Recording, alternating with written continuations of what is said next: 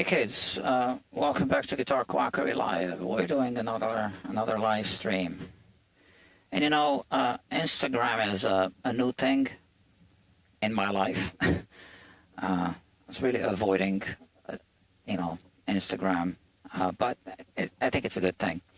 And I post announcements on Instagram before every live stream, and because it's a new thing, I forgot to post a link to, the channel on Instagram.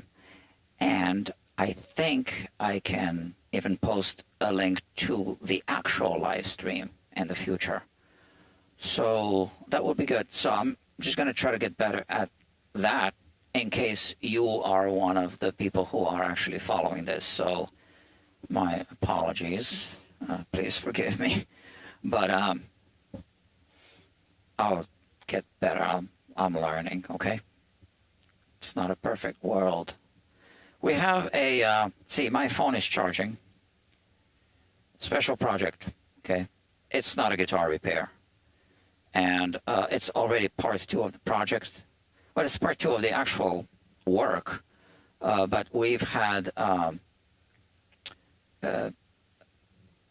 some preliminary work that we were live streaming already. So this is for a kora. A kora is an African harp. So if you watched any of the previous episodes where I had a special guest, Eva Sita, fantastic musician. Okay, and she plays the kora. She's got a good voice. I really like her singing, and the thing is that the kora was custom built, and it has a piezoelectric pickup inside, but no preamplification.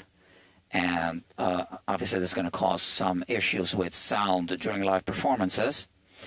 So here we have on the bench right here, almost finished product. There's a little more wiring that I could do, which I could do now, or I could do it later. But right now, the main objective really is to assemble everything. And I'm really happy with the way I did this. So I can do these things very easily at the Guitar Quackery fabrication shop, because I have a milling machine. And I did this cutout, let me show you, on the milling machine. And that's going to be a screen, a cutout for the screen, for this tuner. It'll have a switch, pedal, and it'll be awesome. Okay, so I made a quick video of this, and I might as well show you. So just bear with me.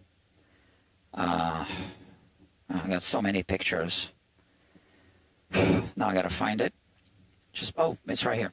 Okay, 2 quick videos I made. Hold on, let me stop it. And I'm going to actually fast forward through. But it's interesting. You don't see this every day. So I want to show you. Why not? Okay, focus. Autofocus. Manual focus.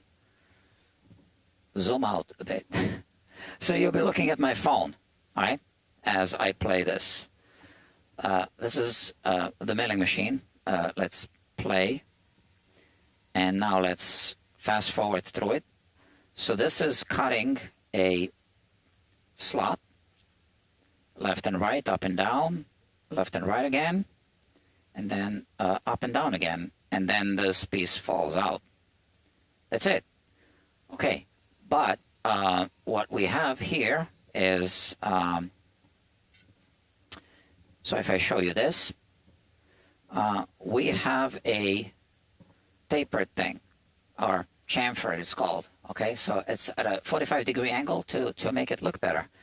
And here you're going to see part 2 of it. So how do I go this? Like that. Okay. So for this part, I used this tool. Okay. So that cuts it at it's not a 45-degree angle, actually. It's close. But let me just fast forward through.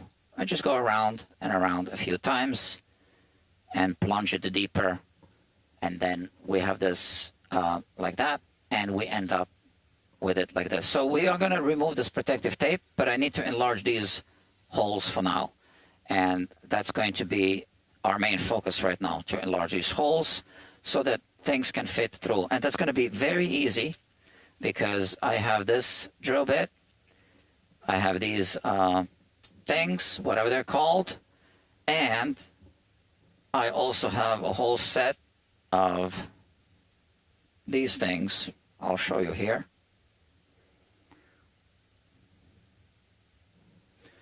So these are drill bits of all sizes. Okay, so now we get to work.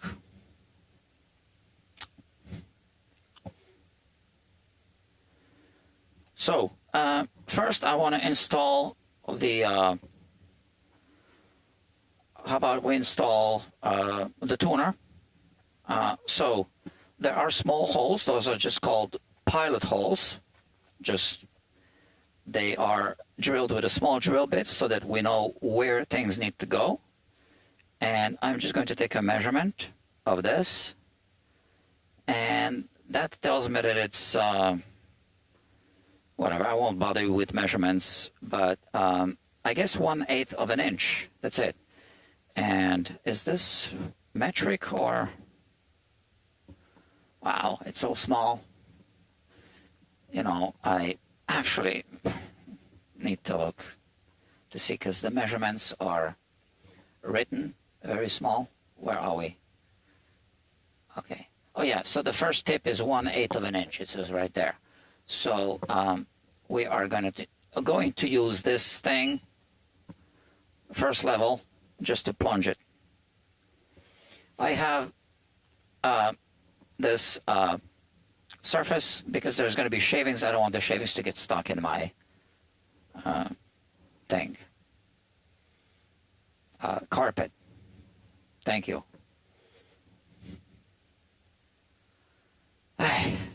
Let's get this done. Just a regular drill. It's going to be easy peasy. Okay, so it's self-explanatory.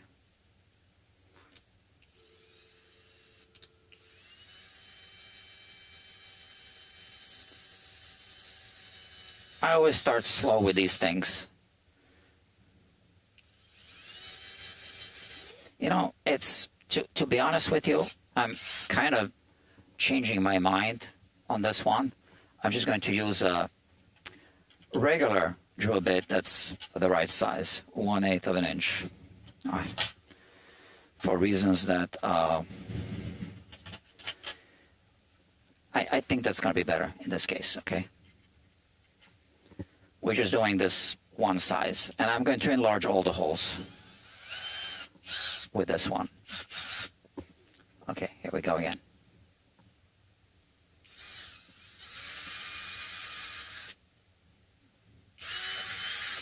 Okay.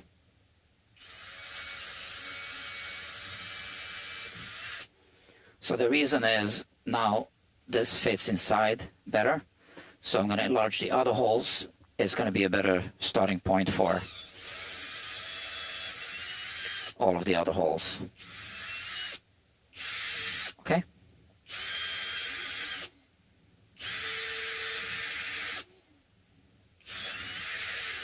You can see how quick this is.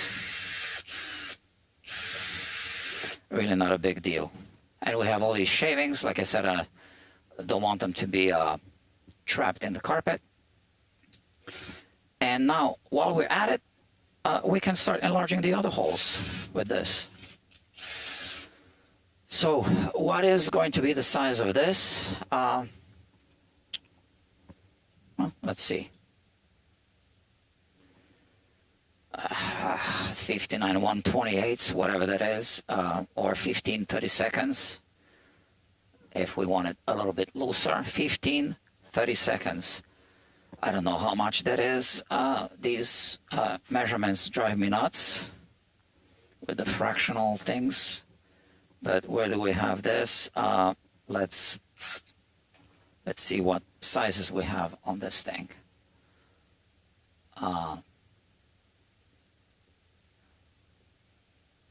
15, 30 seconds seems to be this one. So the one before the last one, okay?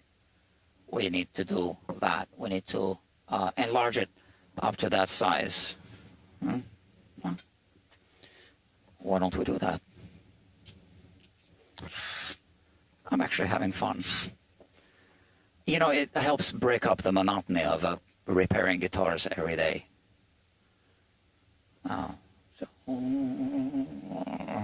Okay, this camera. Oh yeah, so this camera is better, right? So we are enlarging.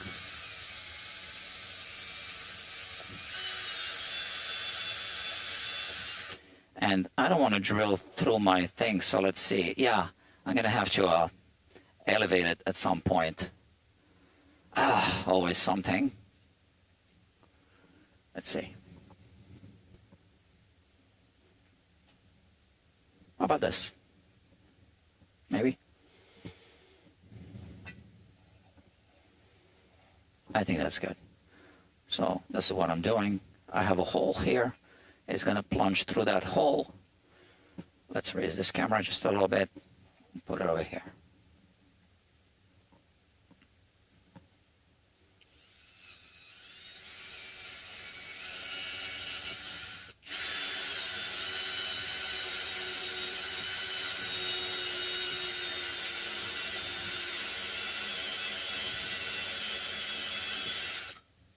All right. One more, I think.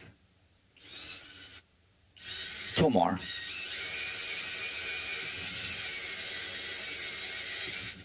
Okay, that's it. Right? Look at that. So when you have the right equipment, it's easy. I just want to see. Is that the size? Yeah, I could even go bigger.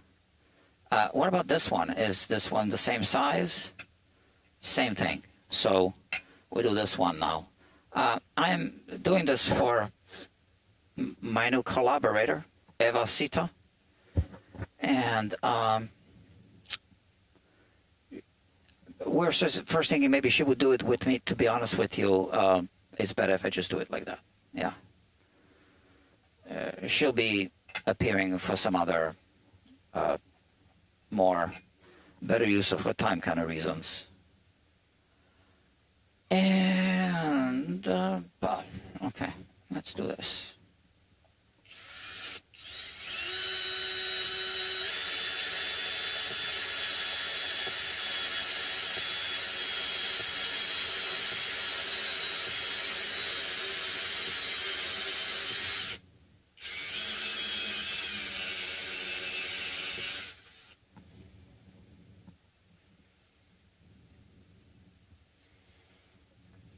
Okay, that's that.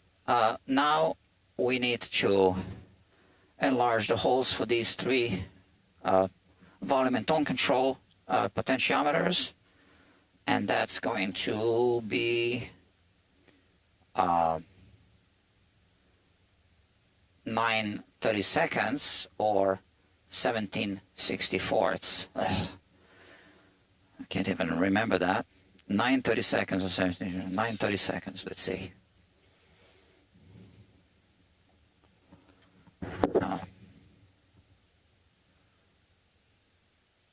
9/32 is going to be this one. So we want to mark it off, I guess. 9/32. So not this, not the one in red. So that's going to be my, and we start with this. So 1, 2, 3, 4, 5. Let's double check. 1, 2, 3, 4, 5 steps. Okay. So after 5 steps, at the 5th step, that's 9/32. I think you know what I mean. And here we go. Again, easy peasy with the right cutting tools. Let's put this back here. 3 holes. We're also going to have to drill side holes. We'll deal with that at some later time. But now these 3 holes for volume and tone control. So 5 times, right? 1, 2, 3, 4, 5. Okay? Practical tool.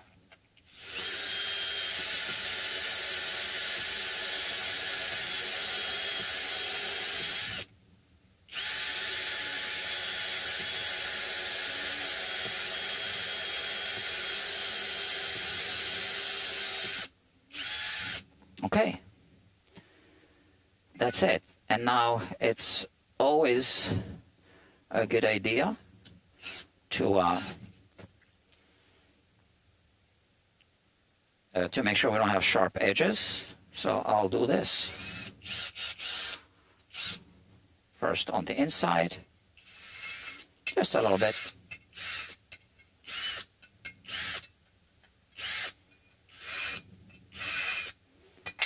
And then also on the outside.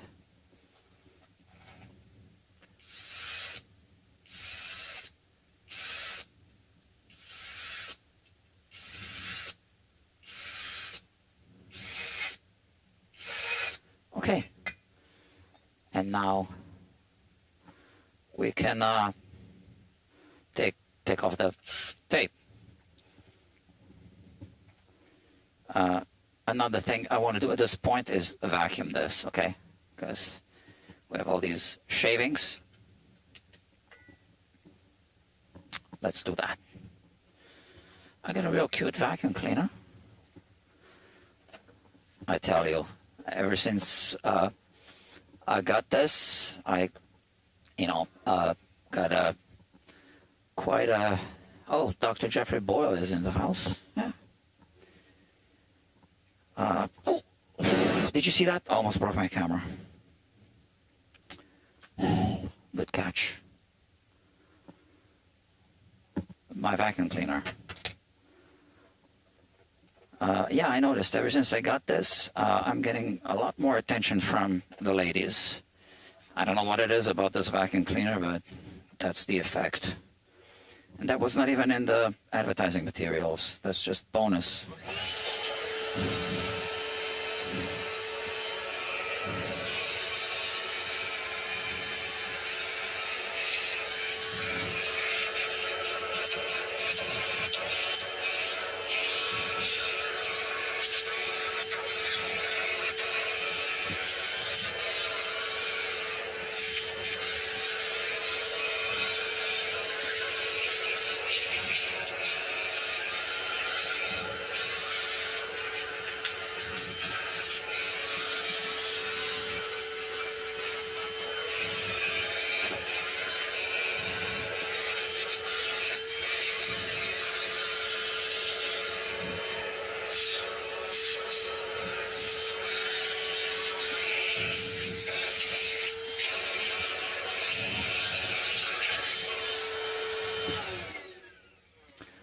So one thing we don't want is for any of these metal shavings to end up inside of anywhere in this circuit board microelectronics. That would short out connections, and then it wouldn't work, and we would not know why it's not working.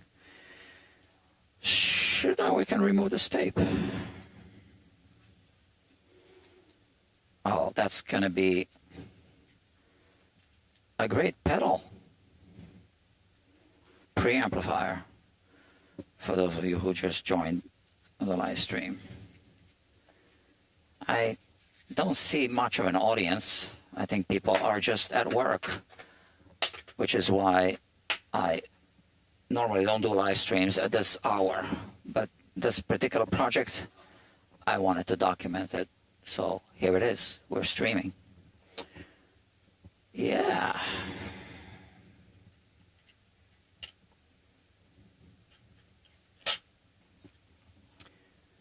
Let's try to assemble this and see if if it all fits physically inside of this box. Oh, I'm missing not on this one. It's got to be here somewhere.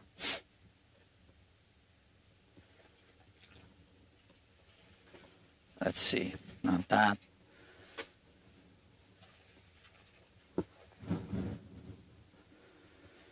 All right.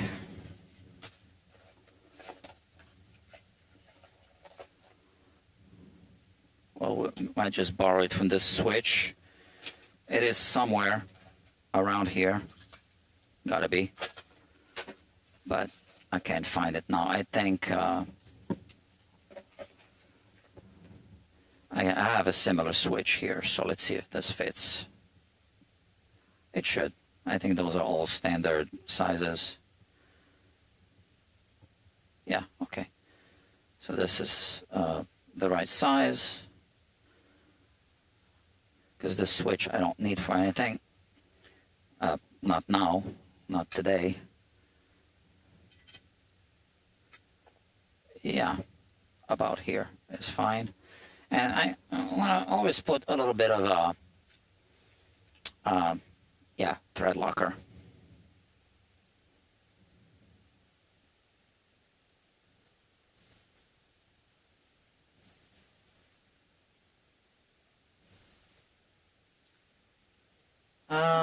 Yeah, so it's not a usual guitar quackery project, but here we are.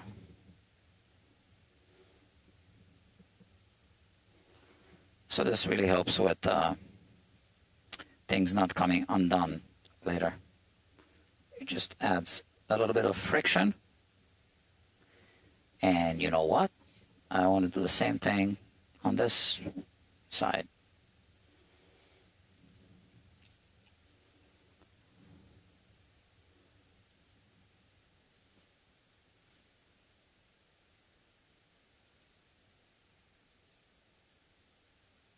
And that's not glue, that's not permanent.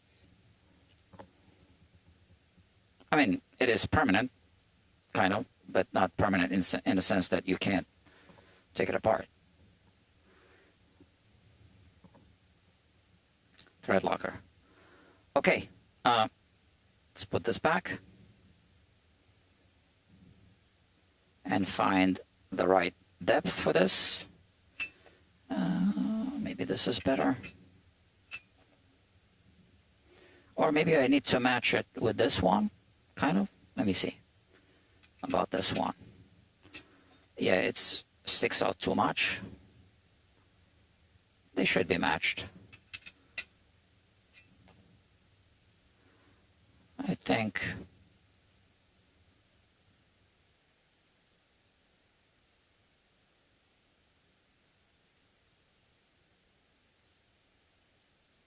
I think we could like that. Yeah. All right. Now let's assemble. First, let's put this inside here. That's the tuner.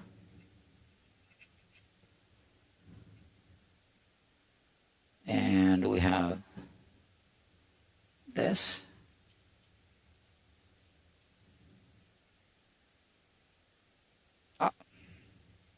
Cross-threading. Look at that.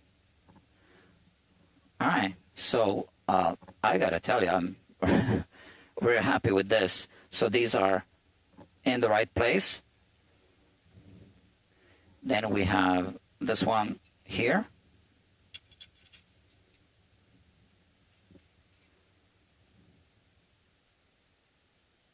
Just first want to make sure everything fits physically.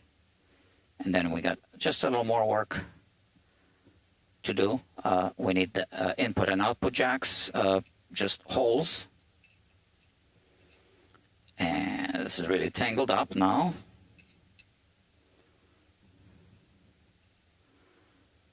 How does it go? Well, it's got to go this way. Okay. Oh, and we have a washer. I'm sorry, a lock nut, ring nut here.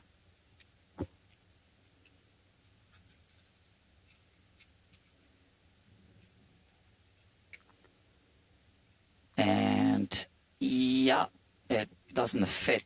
Oh, it does fit.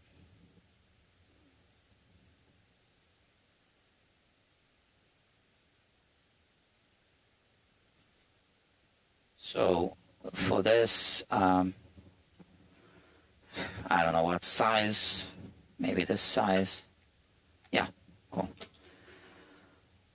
Look at this. That's the preamp. And then we need space for the battery. It's going to go right here. I don't have a battery clip. So let's see how this battery is going to live inside of this. We can just put some foam that's going to hold it. Or maybe I think of something. Maybe I find a battery clip. But, you know, proof of concept, yeah, it works. There's a wire here that's not going to be connected to anything, but I still want it there, which means I'm going to put a little tip on it, just in case it needs to be connected at a future time for any modifications of this thing. You never know.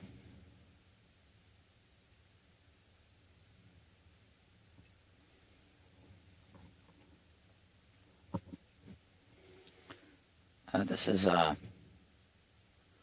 just a shrink tubing. Maybe a bigger size. Okay, let's cut it here.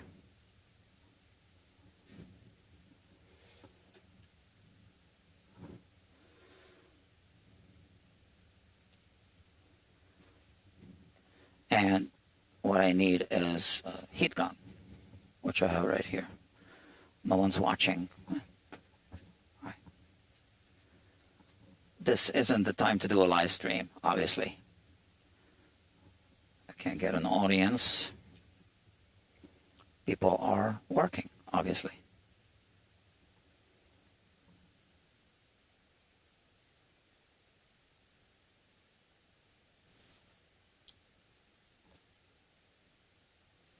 This is hot air. It's going to shrink it.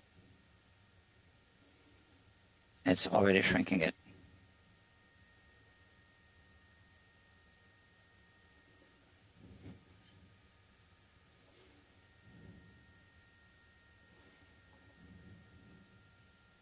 Amazing. It's better to do the heat gun than with the lighter. It doesn't burn it. In a pinch, you can use a lighter or you can use a soldering iron. And I always like to pinch it a little bit. As long as it doesn't come off, it's good. Yeah. Yeah, we're good.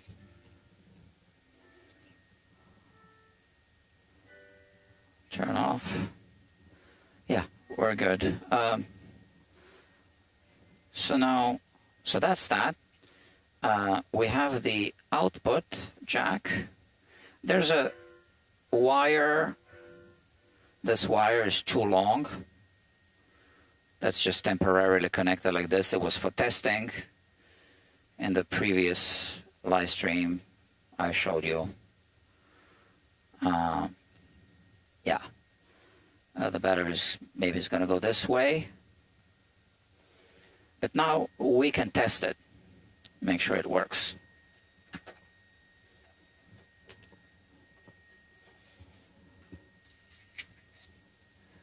I have a guitar here. So this is something that's going to be for a different type of pickup, but we can still use the guitar with a magnetic pickup just for testing. Okay, this still is blowing air because it's cooling off. I got a couple of comments here from Dr. Jeffrey Boyle. Peanut gallery. I don't know what that means. All right, peanut gallery.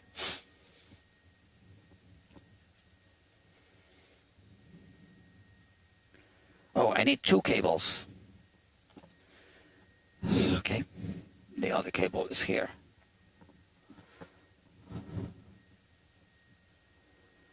Come on, stop blowing air. There you go.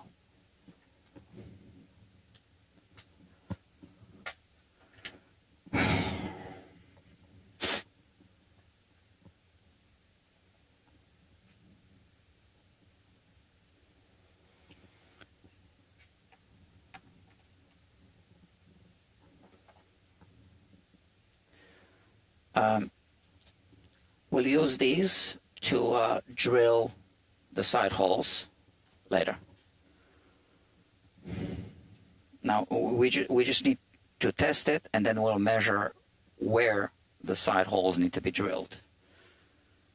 For now, we are just testing. So hold on.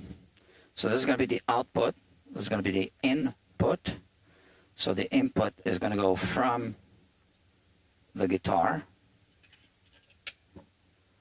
into the input, and the output goes from here, from the output. It's yeah, like that, plugged into the amplifier, and then we need to connect the battery. And now we'll have the moment of truth. So first of all, when we plug this in,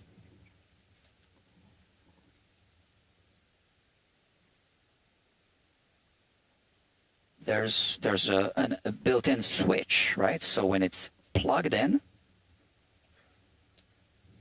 it turns on the unit. So let's see if the tuner gets turned on. Okay, that's a bit disappointing. It was working last time. And this is turning on and off the preamplifier. Should be. So why isn't this turning on?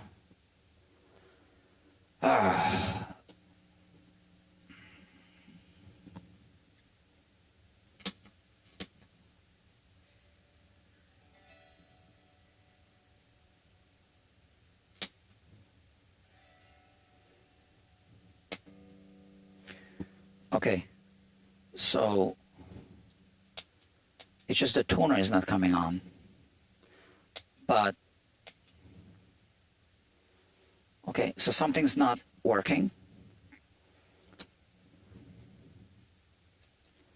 It was working last time.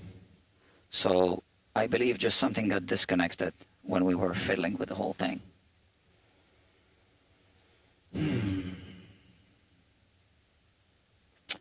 Or you know what? I think I know what it is. I bet it's going to work when I take everything apart. You'll see.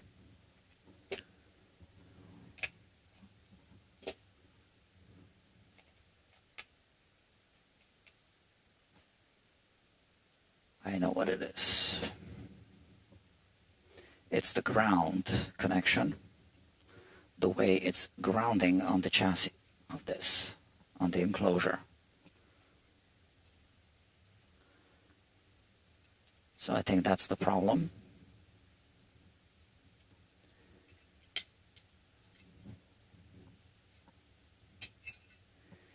So now when we connect everything, so this is the input from the guitar, or output from the guitar into the input in the unit, and then the output of the unit goes into the amp. And now let's see.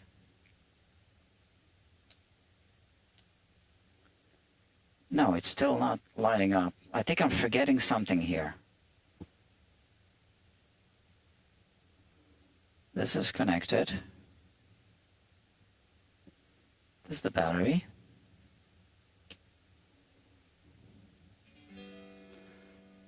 So I get sound. This now disconnected this, so this works the way it should. But why isn't this lighting up? It seems like it's not getting power. So it was not what I thought it was.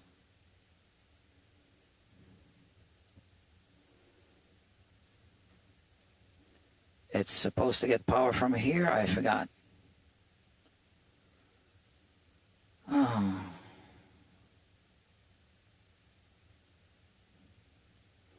Oh, I think I remember now. I think I was using a jumper cable and for the power, and I need to jump it. I think the power isn't connected yet.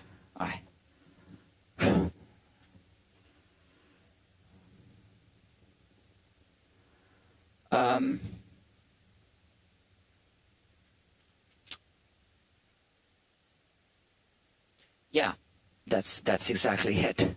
I forgot to connect the power. I'll tell you what. So the cable that would connect the power isn't installed yet. So now I first want to make sure that everything works with the way it's grounded. Okay, so I do need to put everything back. So sorry about that. That was an oversight. And I need to remember which one of these two. Yeah, I know which one was the power. This one, okay. So let's do this. Oh, I just discovered something. We actually want this to be all the way down so that the black screen is flush with the back of the chassis, the enclosure.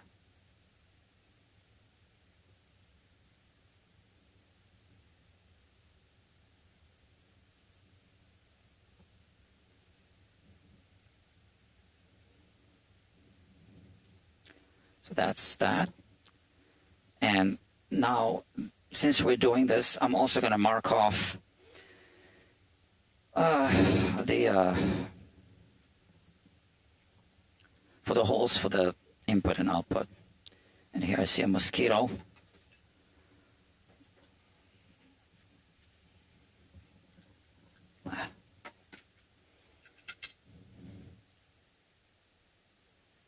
Yeah, just yesterday I posted maybe it was a bad idea, Instagram a reel about, I'm a little disturbed about these lantern flies and how we've been told to just kill them and whatever. So now I'm killing a mosquito. I think it's different.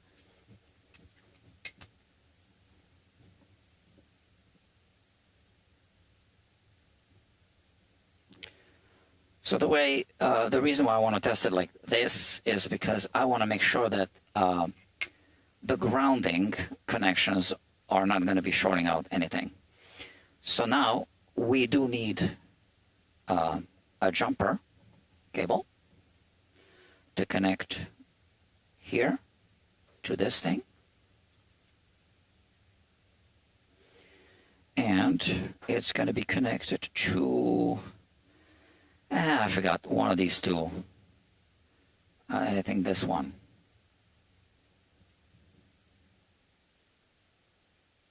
Okay. So now, when we plug this in,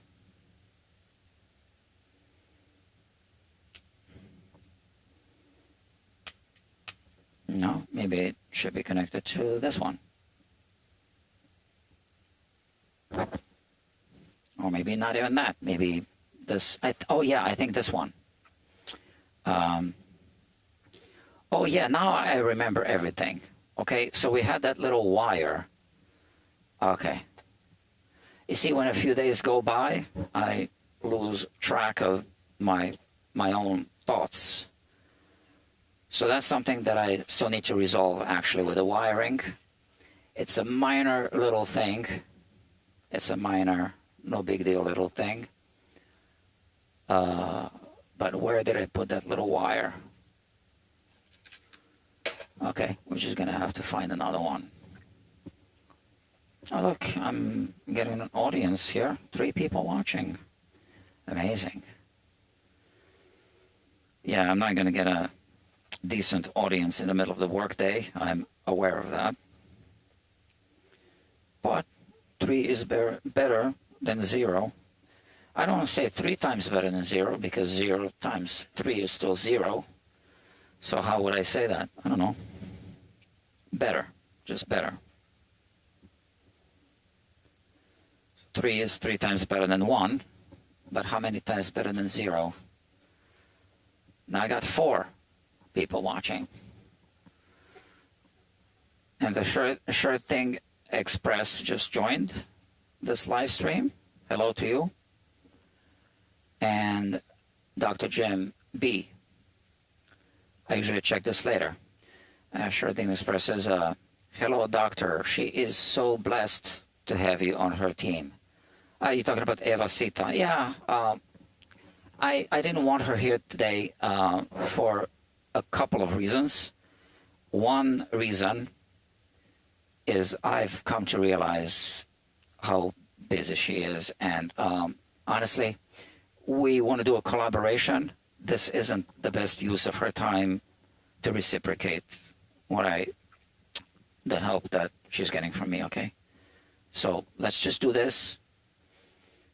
She'll make her appearance to show the thing, or maybe just on Instagram, and that's plenty. I have other plans that are, bigger and use less of her time. Okay, so now this is connected, and I'm still not seeing anything here. Oh, there it is. Okay. So it's off. Now it's on. Now it's off. Whew. All right. So now, okay. And we want to make sure that this works as a switch.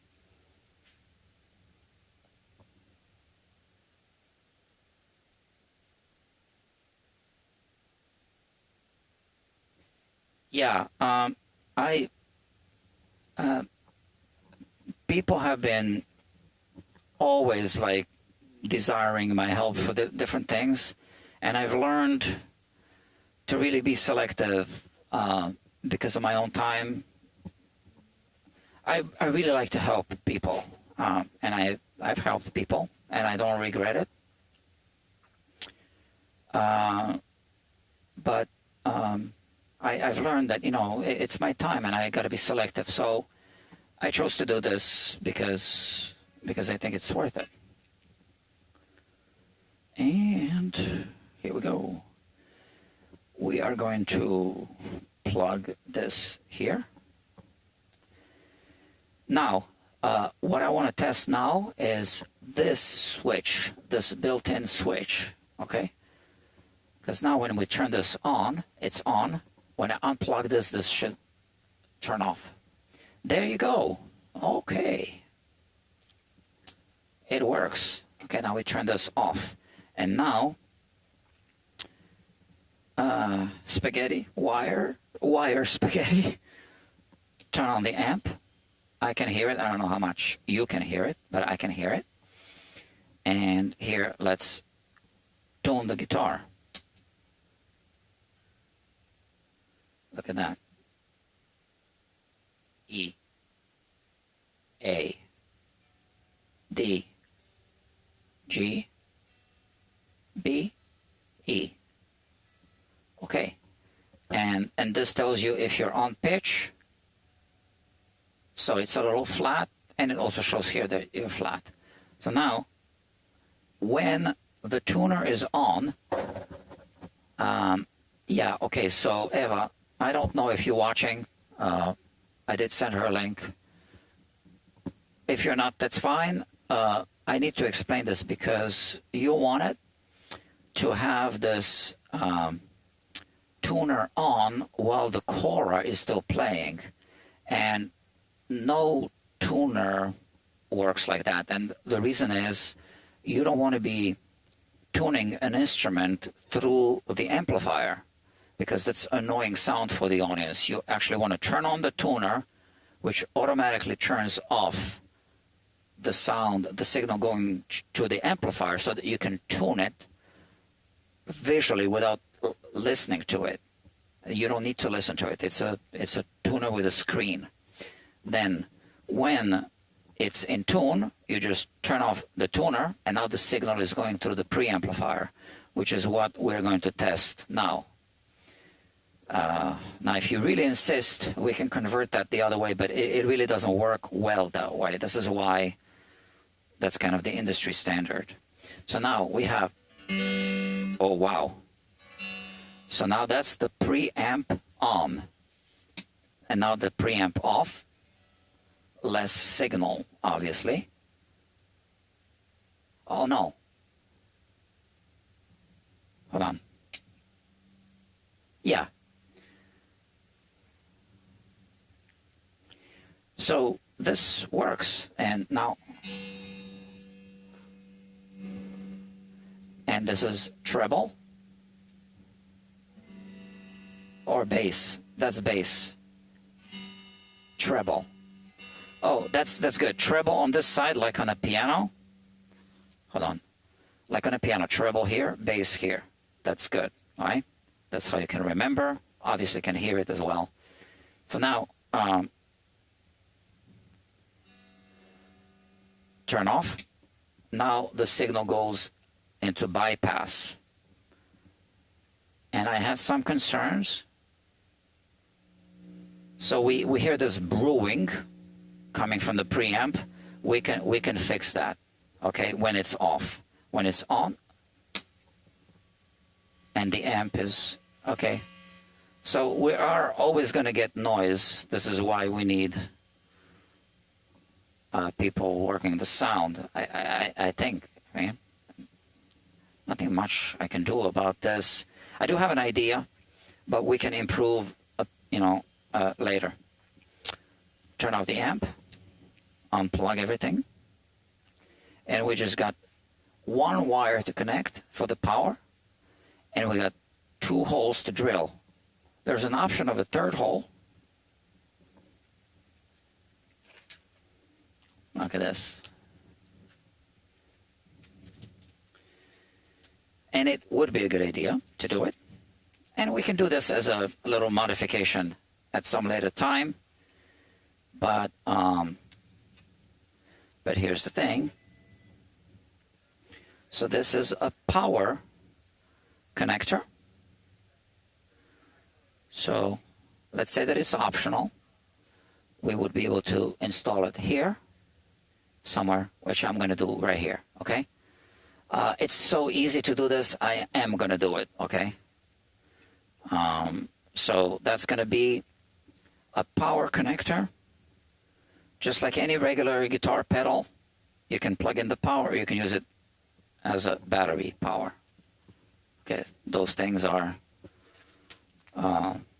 useful. So let's do this, and let's just drill the 2 holes for the input and the output. Okay, so now that everything's here, let me disconnect this power. That's the temporary connection with the jumper wire, so that I can see where the battery should go, which tells me where the input or output jack should go. So the battery is going to be here, and the jack should be somewhere around here. Let's disconnect the power. No, because I need to figure out where things go. Very little space. I think it's going to have to be here.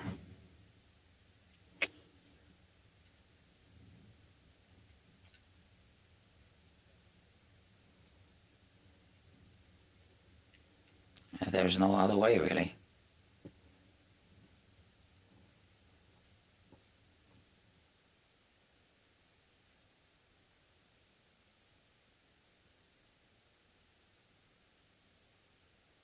In a way, I think that's going to help hold the battery. So let me get some of this yellow masking tape. 2 pieces. Put this on the side so we can draw on it. So we're going to drill here. And this is the reason why I didn't drill these holes yet. Now, the input is going to have to be installed here. Again, there's no other way.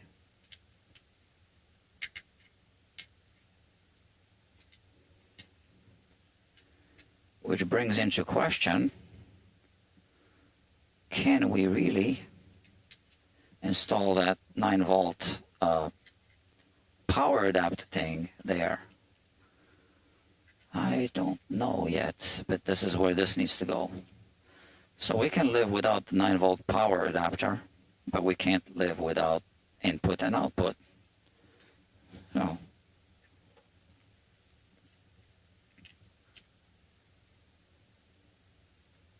and yeah, so as I was explaining, this is why I didn't do this before this thing was kind of like in its casing.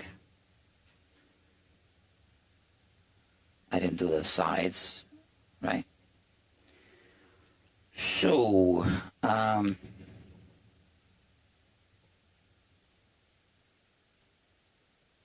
there's going to be some kind of minimum distance. So let's say that we do it here.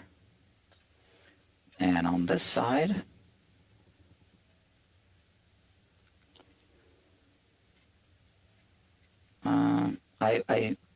I'll be honest with you, I wish I had more space for the battery. And I wish it wasn't putting these wires in at risk of, I think the battery needs to be here. Okay? Yeah, I think that's what we need to do. So I'm going to have to put some kind of backing here for the battery.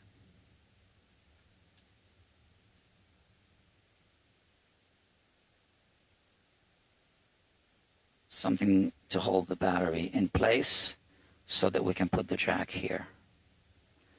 Which means this is how we're going to change the battery. So it's doable. All right, that's all that matters to me right now. The battery goes in and out here. Okay, like that. It's not too complicated. That's it. Change the battery. Boom. And it goes here. And we're done. So a little bit of foam here, and I'm going to put some foam here. I'm marking it off. A little springy foam and a little bracket to hold it. Maybe I will epoxy it in. Simple. Which means now we have more space for this thing. And I also want to mark off for the 9-volt power input. 5 people watching. We're building a custom preamp pedal with the tuner.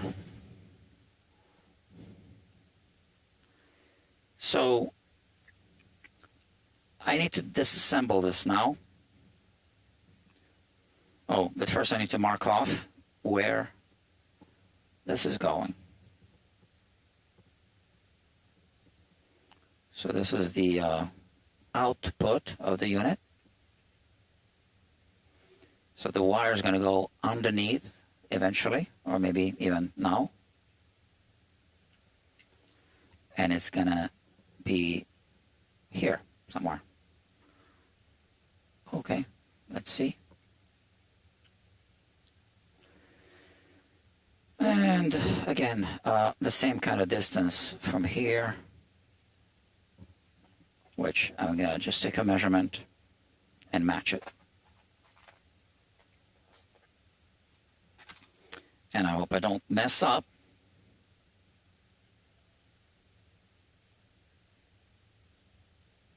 Okay. Whatever that measurement is, first I make a little hole like that, mark.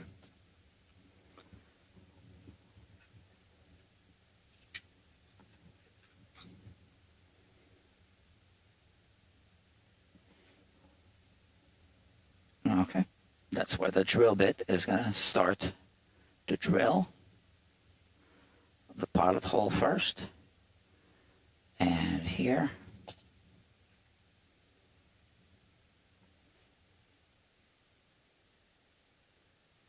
I hope.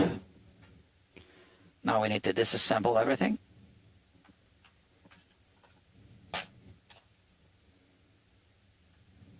And drill some holes. So first remove the power, because we don't want things shorting out. And now take everything apart.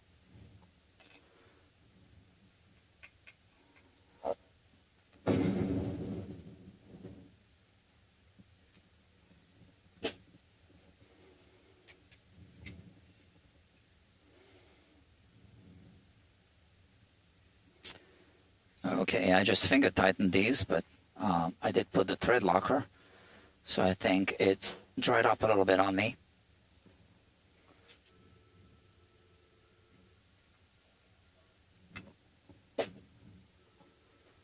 Oh, come on. I don't like to use pliers. I'm not sure if I have the right size for this. No, it's not.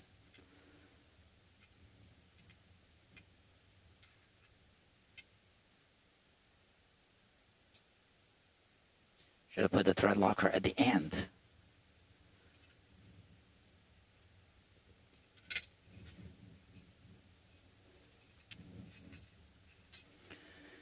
Okay, lesson learned.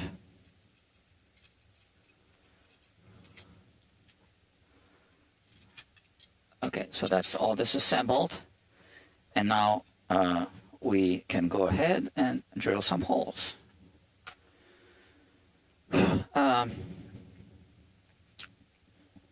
I'm going to start with a really small drill bit.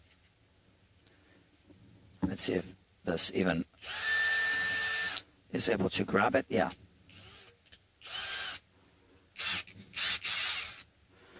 So the small drill bit is just going to drill the initial pilot hole. So I have that dimple there. Reverse turn, and now forward.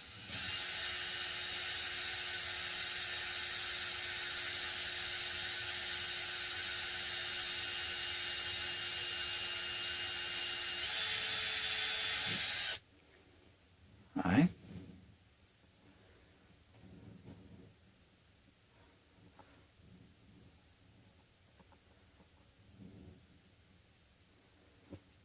Same thing here.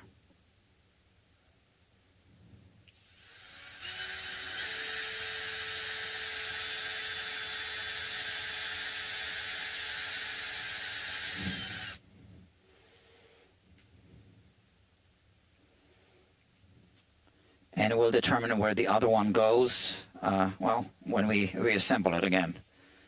That's for the power. I hope there's space. If not, it's going to have to be on the side. Unconventional, but it'll work.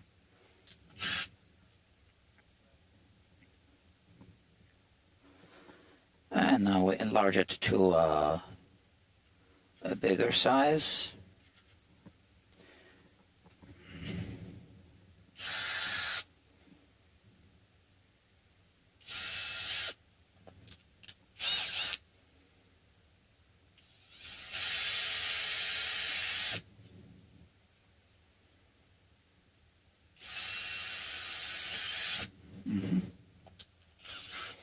I hope I'm drilling in the right places.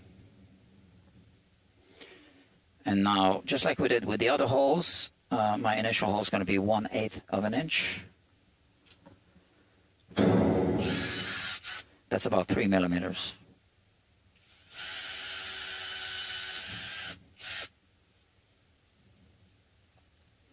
Very close to 3 mil.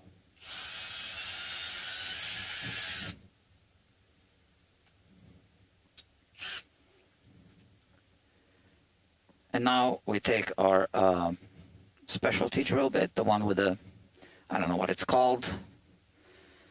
I don't know the formal names of all the tools. I just, say, that tool. Okay, and here I measure this. 3/8 of an inch.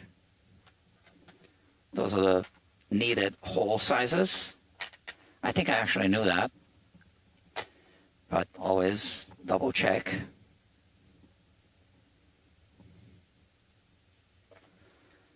And now I need to find where that is. Oh, I can see it here without the microscope. So I'm going to mark that off with black. Yeah, we have a microscope. I can show you what I'm doing. So you see the 3/8, so I mark off the next one in black. So I don't want to drill with the black one, right? I want to stop before. And now how many increments? 1, 2, 3, 4, 5, 6, 7, 8. One more time. 1, 2, 3, 4, 5, 6, 7, 8. Okay, 8 steps. And that's that. That'll be that.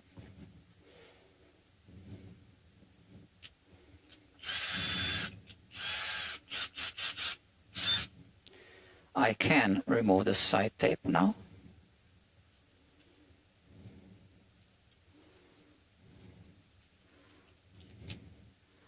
Leave this one for the power connector.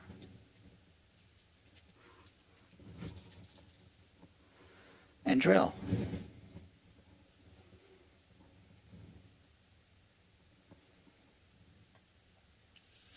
Eight steps. 1, 2, 3, 4, 5, 6, 7, 8. Okay, so it appears that I'm a little bit low on battery power. Yeah, 1 bar. Okay. Forgot to charge the battery. Well, let's just try. 1, 2, 3, 4.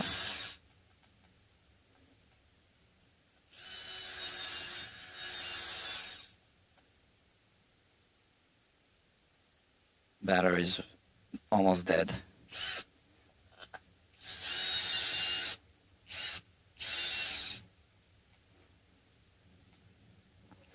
I'm just waiting for the battery to kind of revive itself.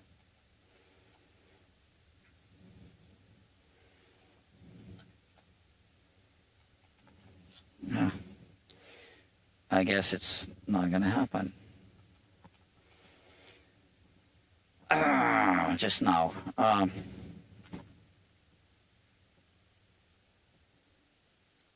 So we can give the battery a little boost while I clean up.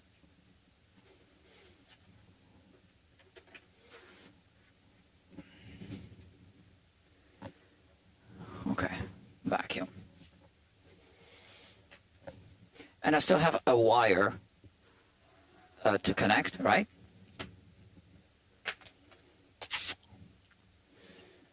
There are some options that we can install later.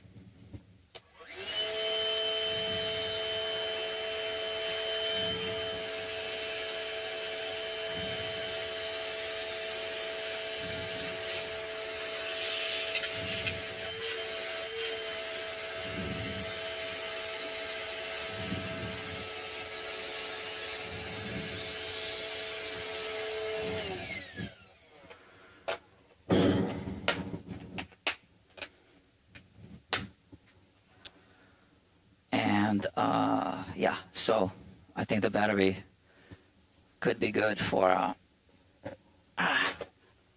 just a little bit of drilling. Which side was that? Oh, this side.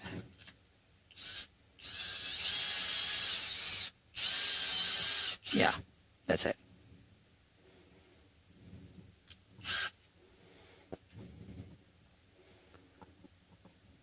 And countersink.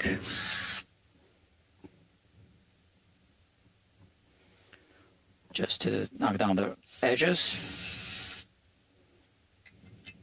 Of course, I can't do it on the inside. Maybe a little bit by hand.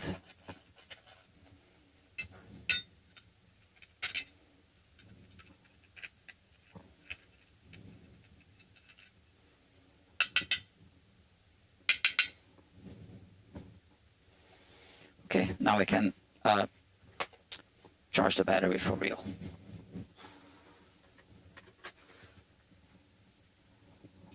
Sorry about that, it won't happen again.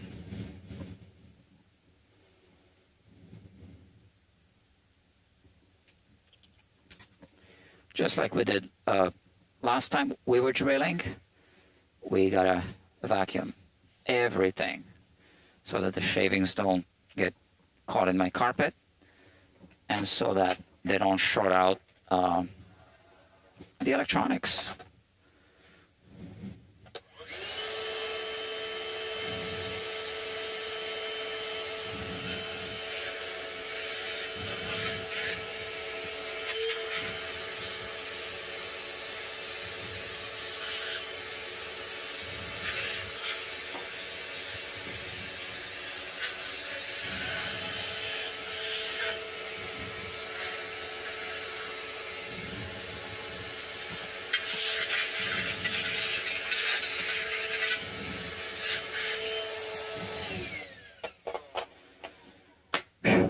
Okay.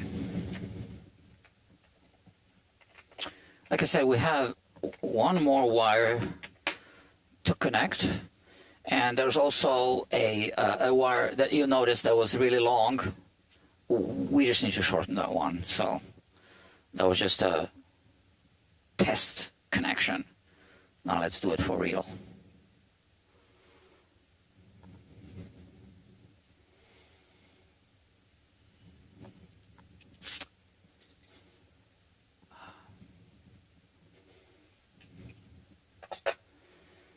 Right.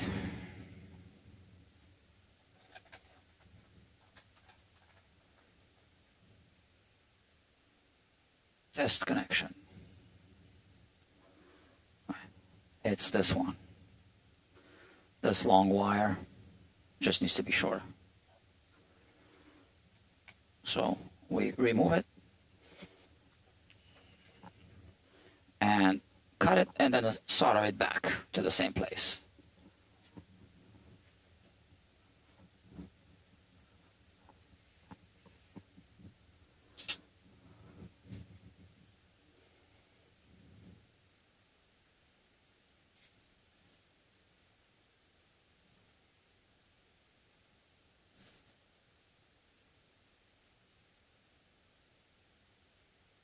That's it. Now, I just need to determine how long it really needs to be.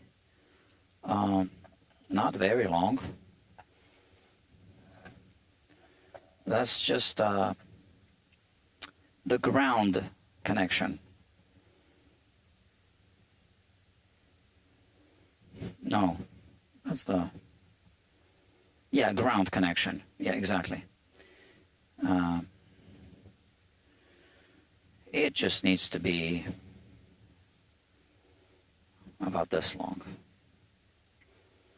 So we have this here, we have this here, we have that there. Yeah, about this long.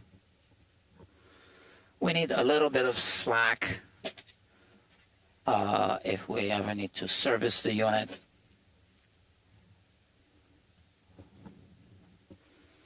And now we just strip it. It is pushback wire. but I don't like this push. Okay, it worked. Put it back. So we are connecting it back to where it was. We need to just prime it first a little bit, or tin it.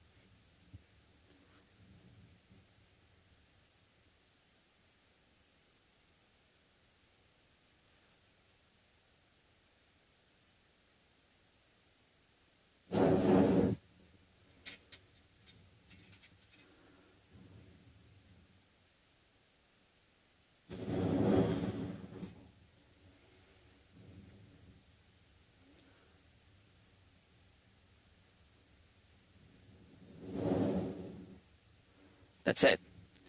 And now we just need to figure out this connection to power connection to the tuning unit, the tuner.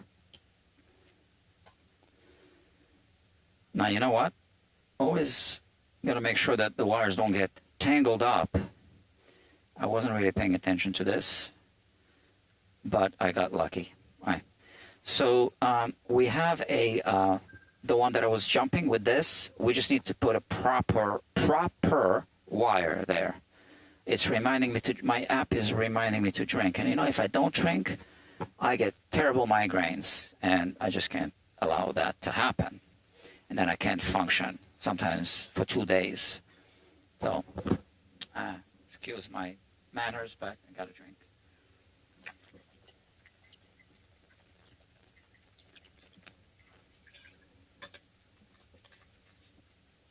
This is water with homemade electrolytes, magnesium and sodium.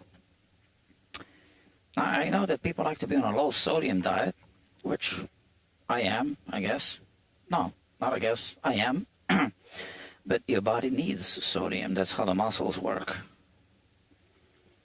Oh. Especially because I haven't eaten anything yet. That's kind of like my habit. Gotta make sure I have electrolytes. I would like to find a wire that's red, which I do have. I like to use scraps. They come in handy. And here's a scrap wire. All right, check this out. Okay, so I have the little vise here. I put this unit here.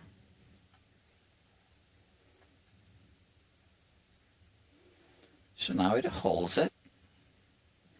And I need to connect the wire to that thing.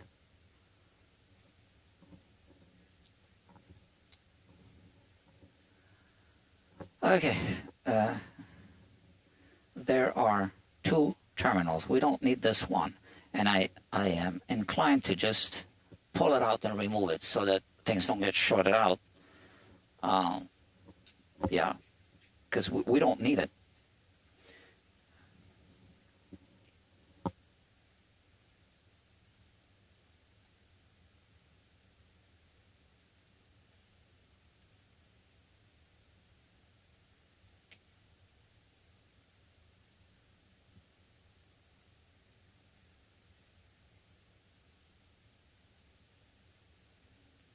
I could just cut it off, but I prefer to. Yeah, there you go. All right? Just remove it. I just inhaled some of this. Now, the way we're going to connect is really the only way we can securely connect it, because these holes are really small, smaller than the wire that would need to go through, and I don't want to use a smaller wire. Yeah, there's no way that I can clean up that hole to make this fit through. So how are we going to do this?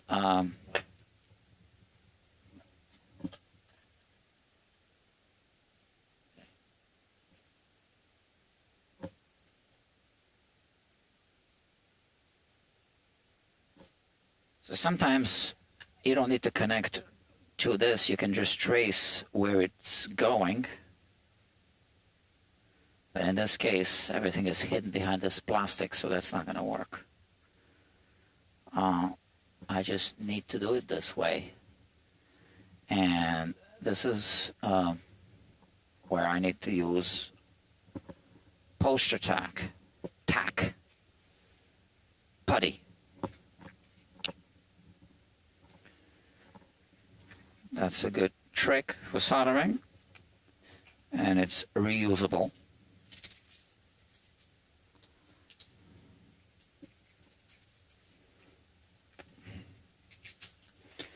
So this is what I'm going to use to hold the wire as we are soldering.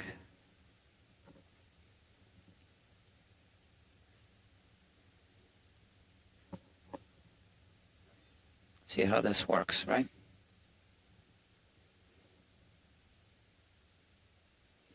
So now I could just fray it open, attach it to this,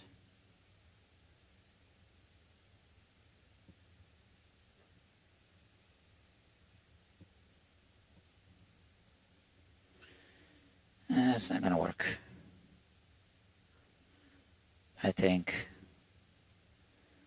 we need to do it this way. Sorry about my cuticles, Al. I just should take better care of my nails.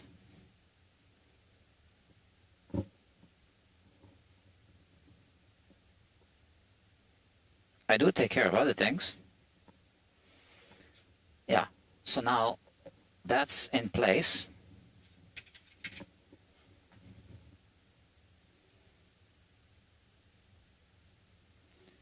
Now we gotta warm up the workpiece.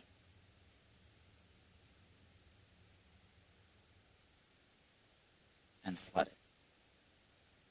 It did wiggle a little bit, I did notice that, and there's a little strand there.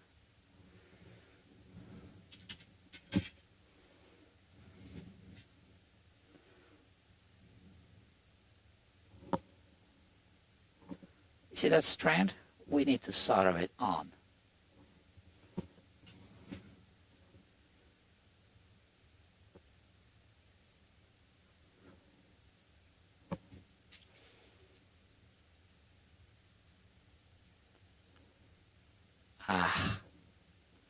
No good. We have to redo it.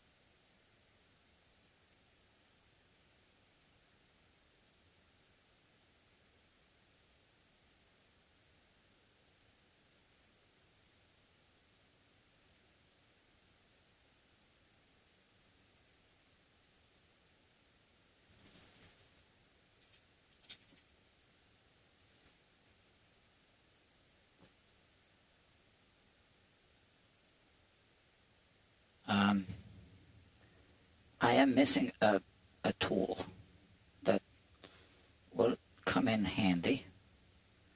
It's a little clip that's aluminum or aluminum, however you want to pronounce it, which would hold this whole thing together,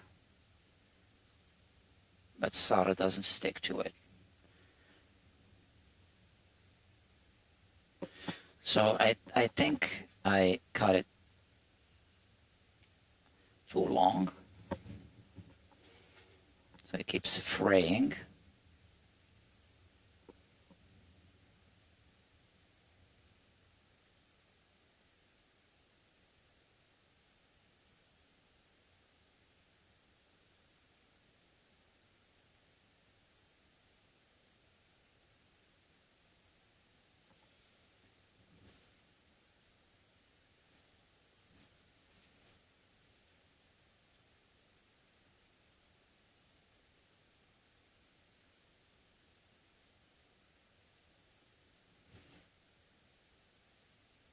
Oh, I forgot to show you the close-up.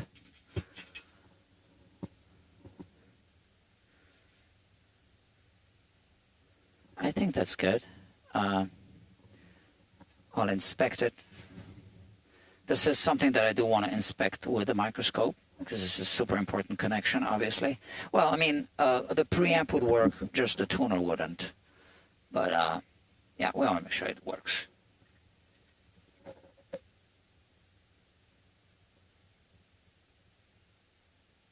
It's fine. Let's make sure on the other side everything's fine. Yeah. Yeah. I think it's fine. I know it's fine. And now we need a heat gun again, and that's going to secure the connection mechanically. I mean, just kind of reinforce it.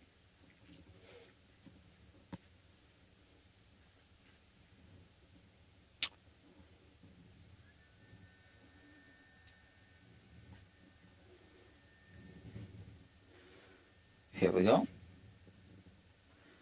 We don't need the poster putty anymore.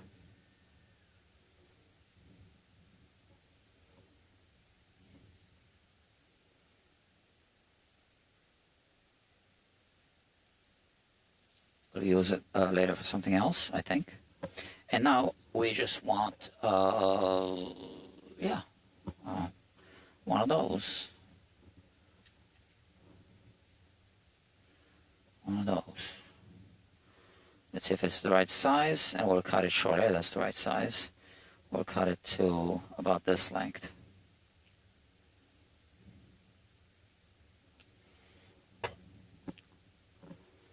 So what is this? This is just the shrink tubing,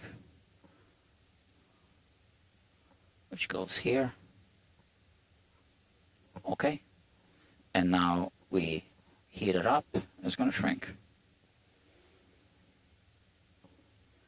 Maybe I cut it too long.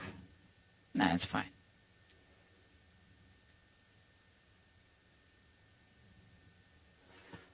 I hit it from the other side as well.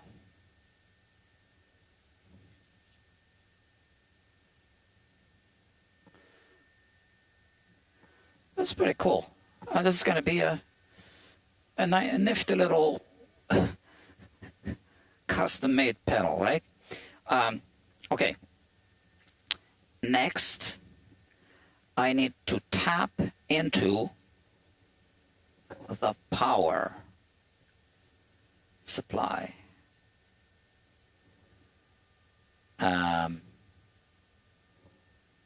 Yeah.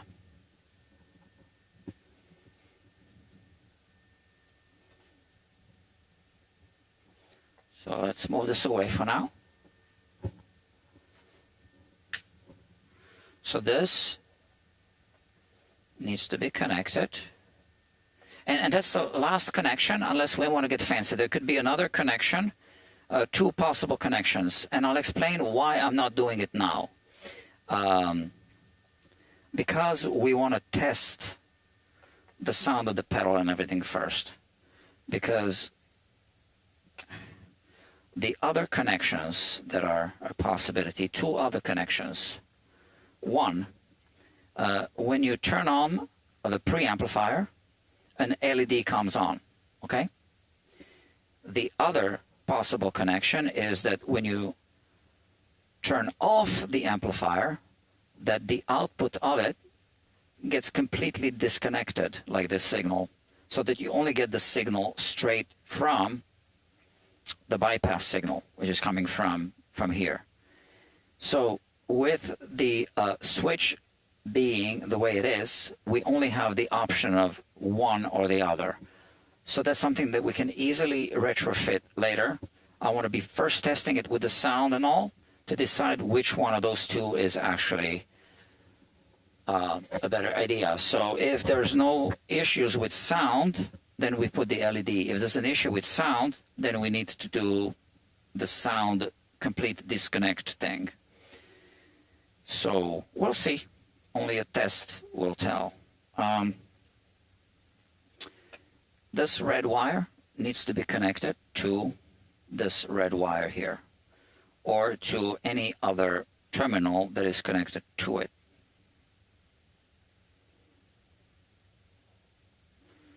Which is going to be hard. So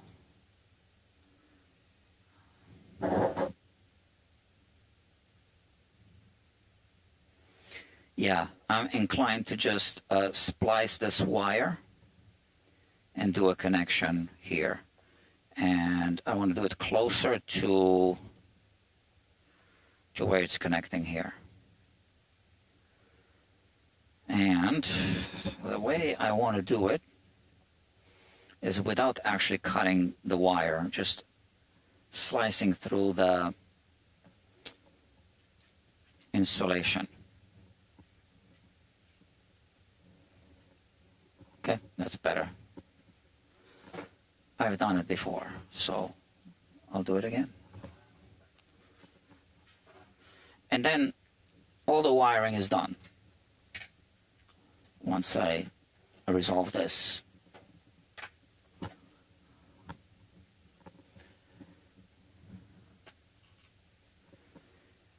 And, you know, the way I'm thinking is whenever the time comes,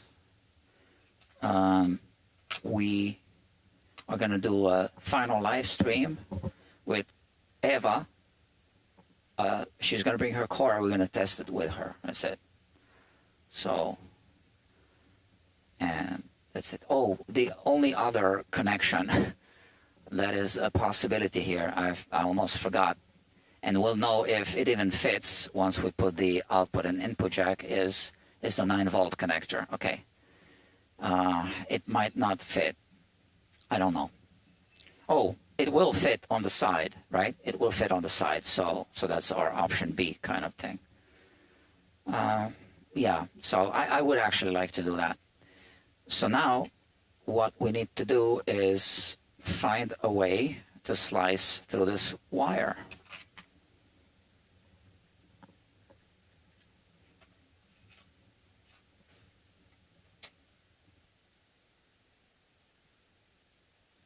Here we go.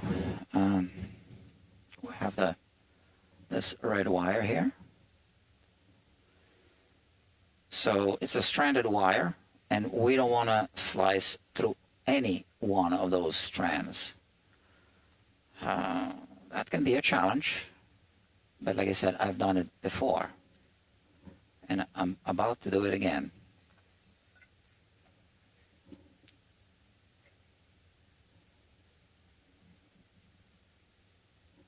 I just had an idea. How about, can we connect it to this instead? Yeah, because this shrink tubing, yeah, that's the most logical way to do it. It's much easier. Let me lift this thing up. Oh, yeah. That's it. That's where we tap in. And we don't even need the microscope for that.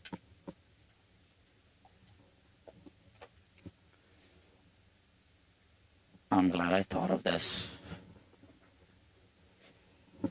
But we do need the vise. This is going to be much easier.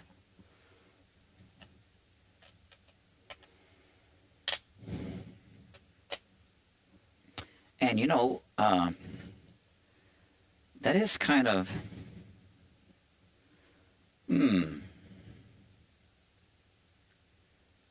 temporary even. Hold hold on a second, because if we install, which we should, this thing is going to cut off, I think it's going to be cutting off the ground connection. Yeah, so that's fine to connect this way.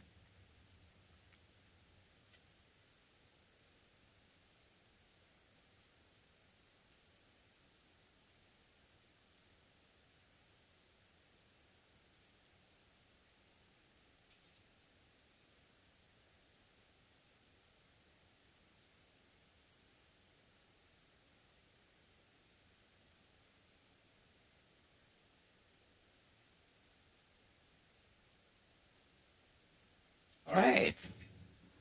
And now what we do is we connect these two together.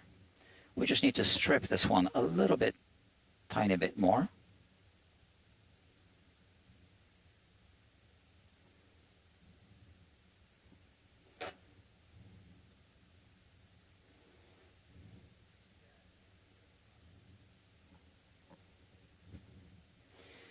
And the shrink tubing that we have here is the small size. So because we're going to be feeding 2 wires through, we are just simply going to use a slightly bigger size. And we even have red. Okay.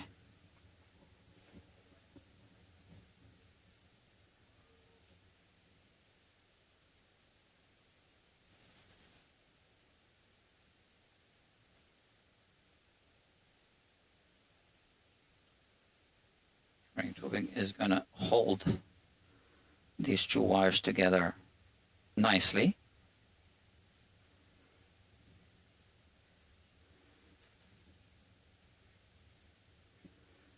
And we connect them here.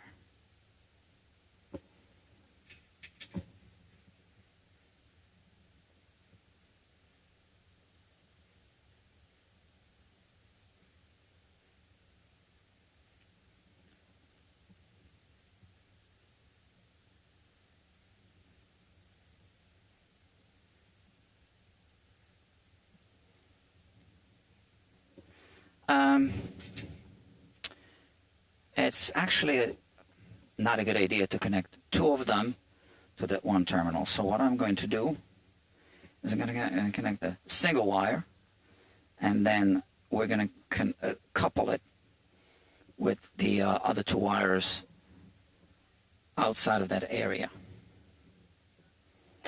Now I'm seeing this clearly.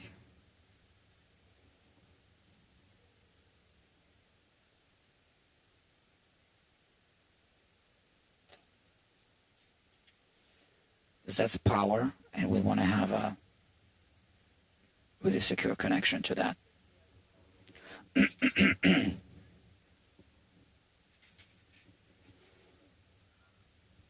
Right, good.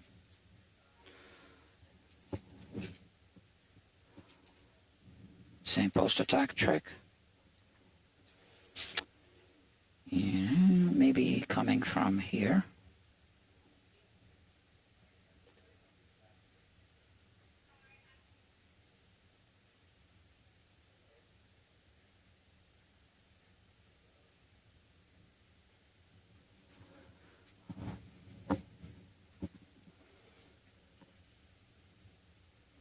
Sorry, I'm not switching camera. I just want to get this done, okay?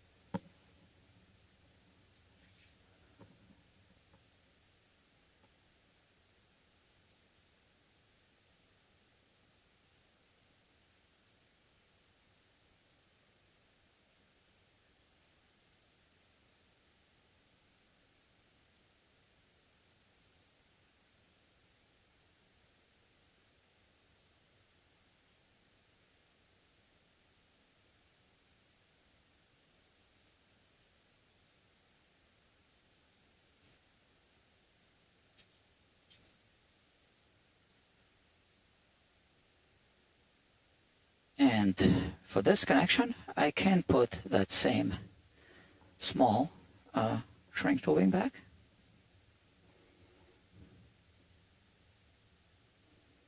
And just secure it over there. Oh, actually it's not good.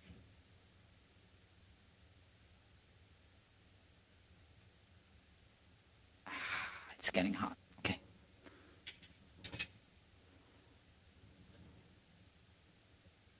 It's good. All right. And then put the other shrink tubing back for the negative side. And now we are going to couple it like that. Oh, what am I doing with this? And you'll see this will work as soon as we assemble it. I know it will.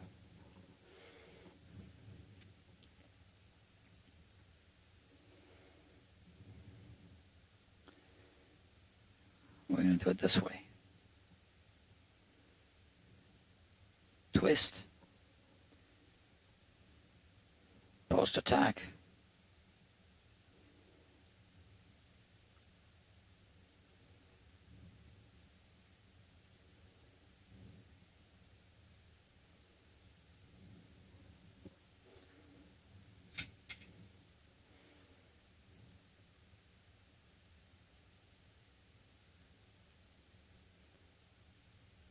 Okay?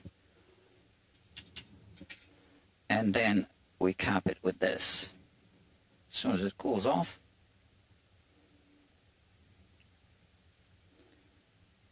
like that.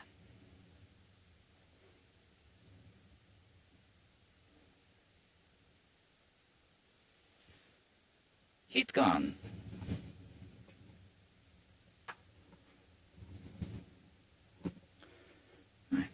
I'll show you close up.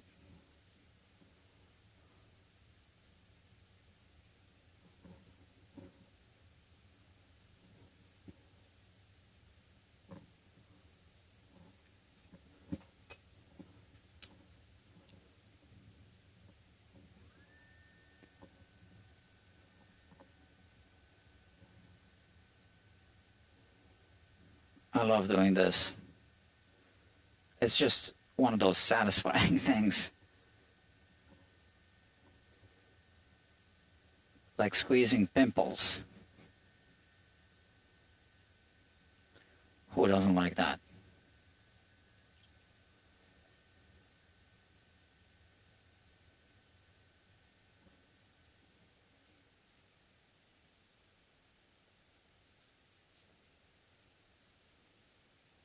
That's it. Now we can reassemble the whole thing and it'll work. It'll be a complete pedal, believe it or not. Completely functioning. And we need some pieces of plastic or paper. Well, not this, but to make sure that the electronics don't get in contact with this, okay? So we need something here. We'll find something. Something reused and recycled. Okay, so where's the shell? Oh, yeah. So we need to reassemble this and then find if we have a spot for this. So unfortunately, you know, this is like this multi-step process. There's just no other way around it. You need to put everything together to see if another component fits. So it's either that or you do like a design in 3D, in a 3D software, which obviously I'm not doing. I could do it, but I think in my case it would be more time consuming to try to do that. So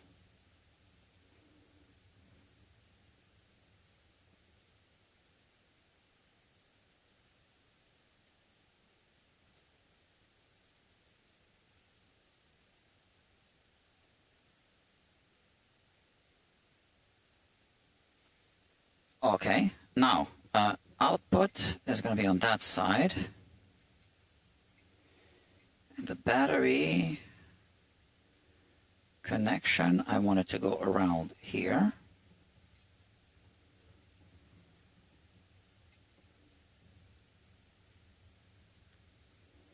See, I wasn't paying attention to something here. It's still fine.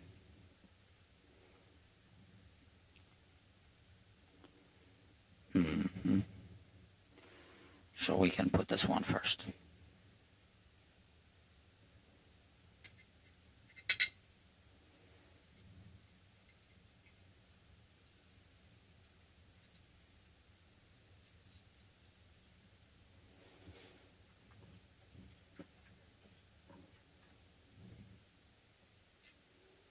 Not sure yet which orientation. And we want to put this one in first as well.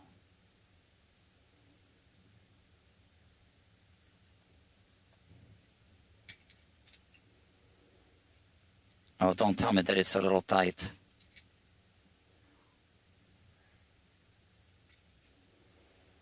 God damn it.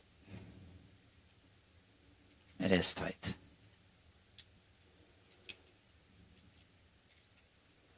So, gonna need to file it, I think.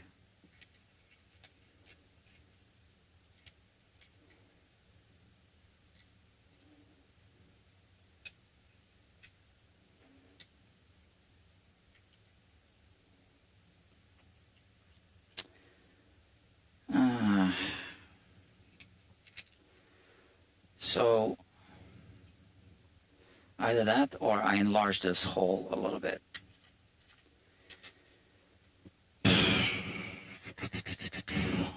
It's just by a hair.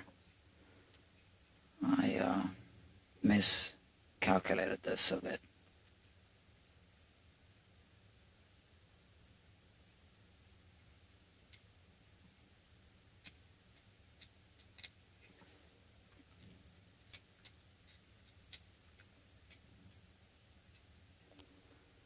I can file this.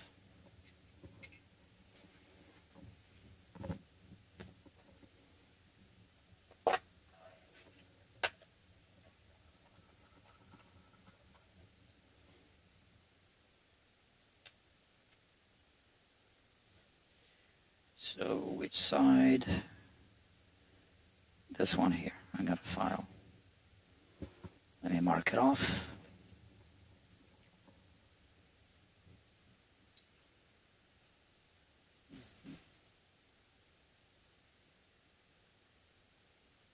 This thing between the two reds.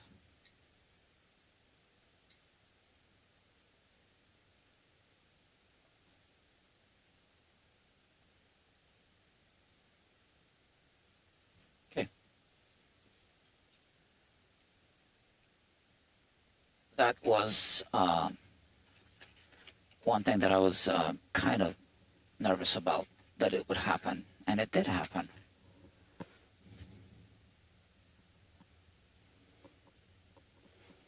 But I can file this Bakelite part.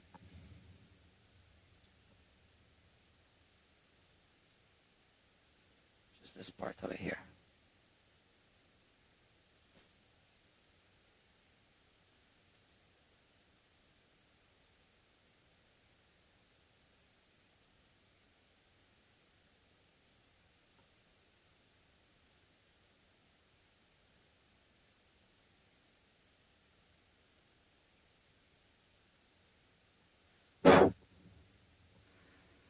And hopefully now it fits inside.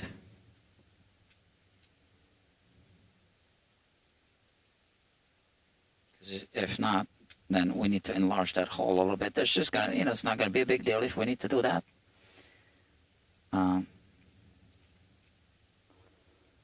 But I am just realizing something else.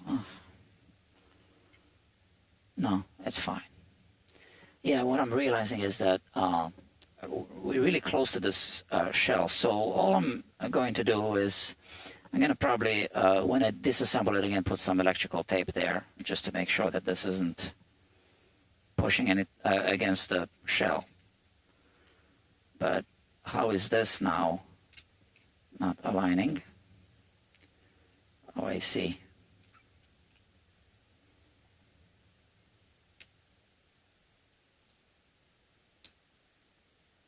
Okay, look at that. Actually, this works out really well because now this is even holding this PCB down.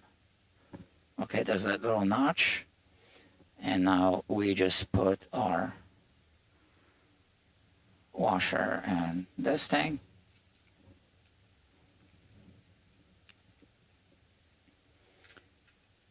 Like that. And now we want to know if this fits where we hope that it might fit.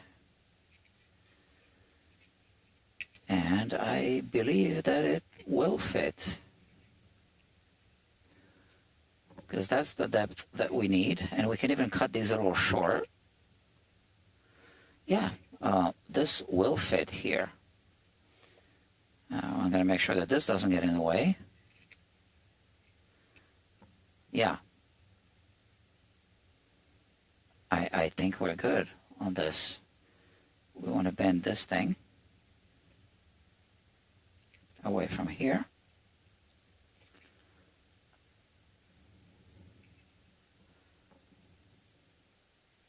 And we want it to be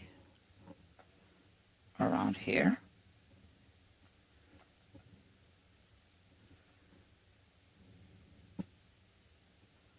Maybe closer to the bottom, which would put it right around here. Okay, so now we got to disassemble it again so we can drill this.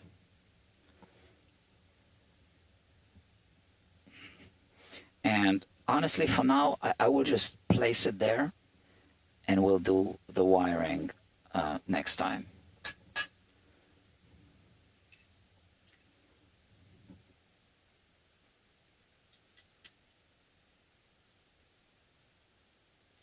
And you know what? I didn't see something.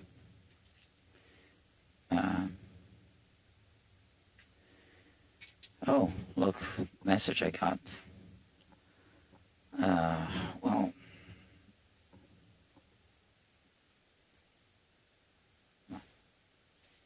talk about this later. Pretty amazing thing happened the other day, a couple of days ago. I did post a little announcement on the Instagram. I got a call from the family, the children, adult children of Jimmy D'Acquisto.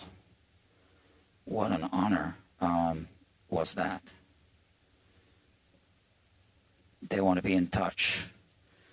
And I put in touch my customer, who owns the D'Acquisto guitar that I worked on, who is actually a pretty important person also. Let's see if we can plug things in. The way everything is crammed together. Yeah, this works. Oh yeah, great. Okay, so now, again, I disassemble it. So I'm disassembling it like you saw me do before, but let me take the D'Acquisto. Yeah, so the D'Acquisto guitar that I worked on was live streamed here, and it was also documented on the main channel as a kind of like inspection. And they found that video on the main channel, on the Guitar Quacker channel. And they said that they loved it to the point that the whole family was watching, and they all had tears in their eyes, which I can understand. They love their dad, who passed away in 1995. The great and late Jimmy D'Acquisto, who was one of the two top builders of acoustic archtop guitars of the 20th century. He made the first, according to Wikipedia, he made the first guitar that actually got sold for $1 million.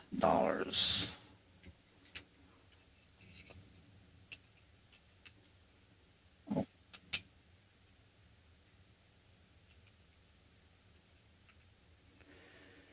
And those are very unique guitars, the D'Acquisto guitars.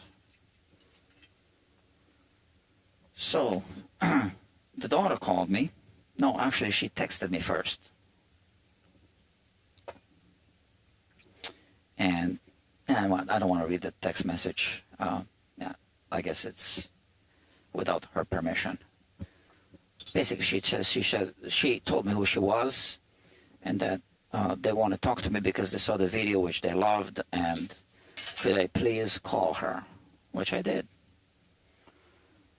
And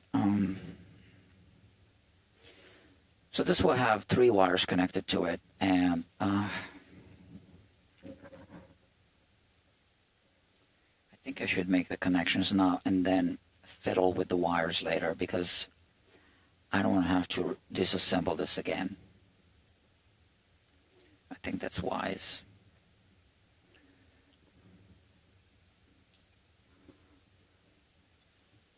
Because that's, I don't know. No, I won't connect it now. Gotta research it. And I need to have the 9-volt adapter as well, connector. So they wanted to talk to me. It all sounded positive, so it didn't sound like, hey, no, 5/16. Let me see on that drill bit where that is.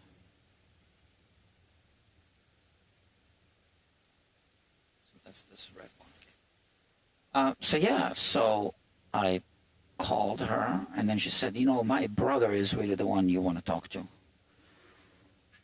She gave me his number, and I called him. And he was really generous with his time. I mean, they wanted to talk to me, right? So, but still. Sorry, battery. And with a lot of very interesting family, or kind of Jimmy D'Acquisto's professional stories, information, which I'm not going to repeat because I don't have permission. I don't think they would mind, but still, I didn't ask. So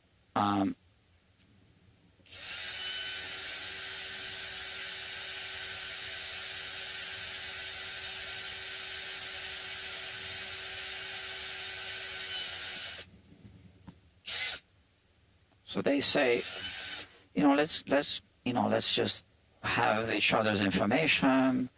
We'll be in touch, and that's it. And James, who is the son of Jimmy D'Acquisto. So Jimmy was also James, right? So it's James Jr., I guess. I don't know if that's what he goes by. He's been texting me ever since and sending me even some pictures of some tools and stuff from his dad. So a lot of it is a museum, but in a museum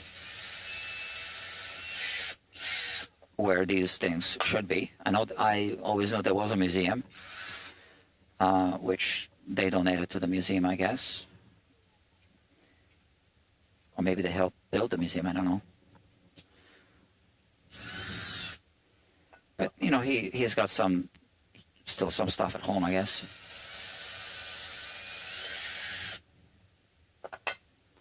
So he sent me pictures of Jimmy D'Acquisto's files that he used on guitar nuts and saddles. So I have a picture of that, which I might share one day. I gotta ask him if it's okay to do that.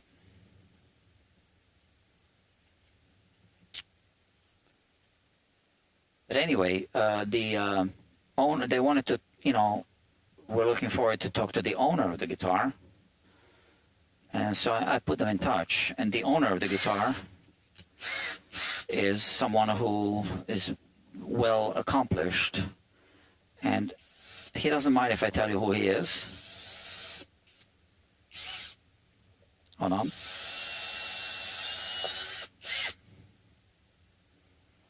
One, two, three, four, five, six.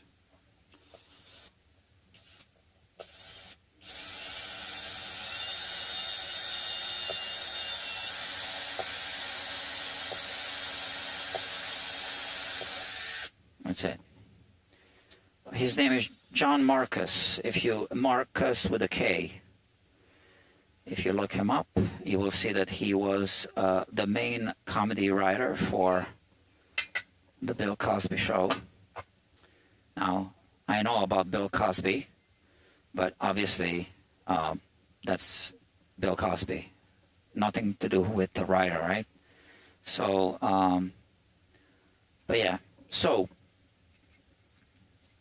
when I told them on the phone who owns the guitar, they said, "Oh, we remember that. Our dad told us that the writer from the Cosby Show came over and ordered the guitar, and he was building a guitar for him." So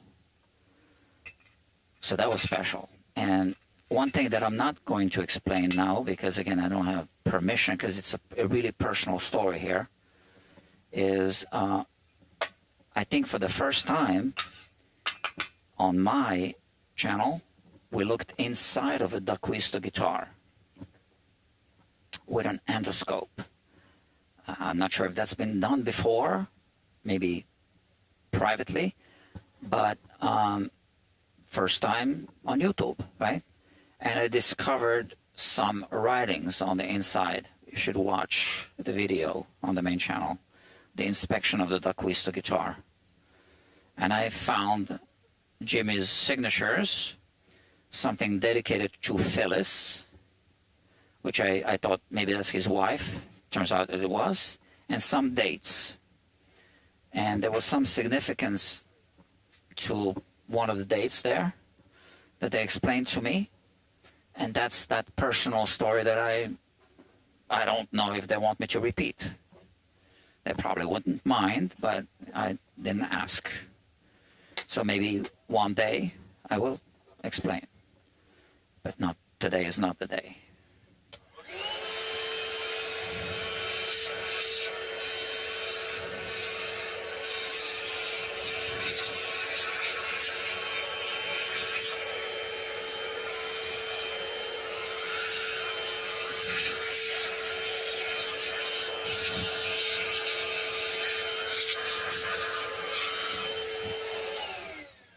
I don't know if he's on the phone. Yeah, he's on the phone. Sorry, I was a bit loud. So now John Marcus sent me a text message. Let's see if he says something important.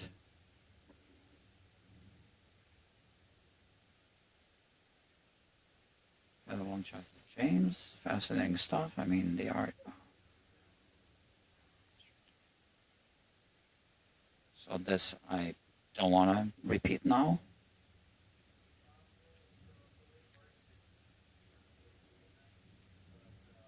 So he's also getting interesting pictures. And he says, hope all is well. Yeah, so there's something that I don't know if it's public information that they shared with John Marcus. So I'm not going to repeat that part, obviously.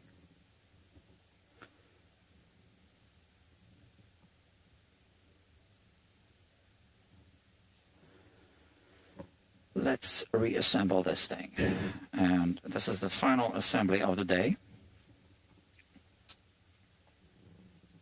Where's the box? Here.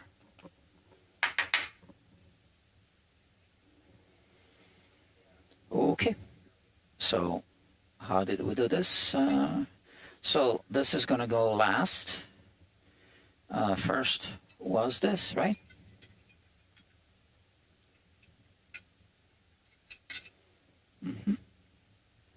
with the LEDs here.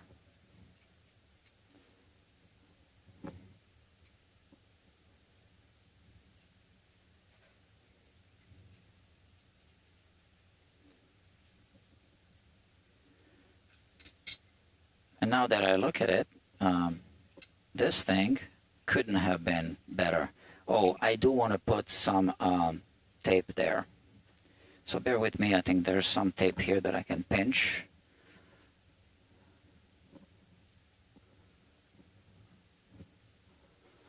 Yeah, here it is. I do want to put some tape.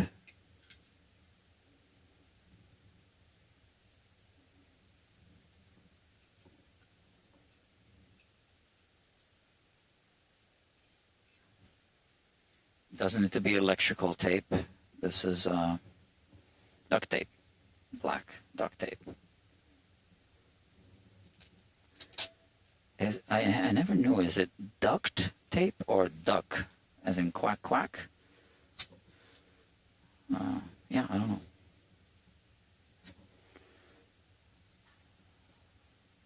It sounds to me like duck tape.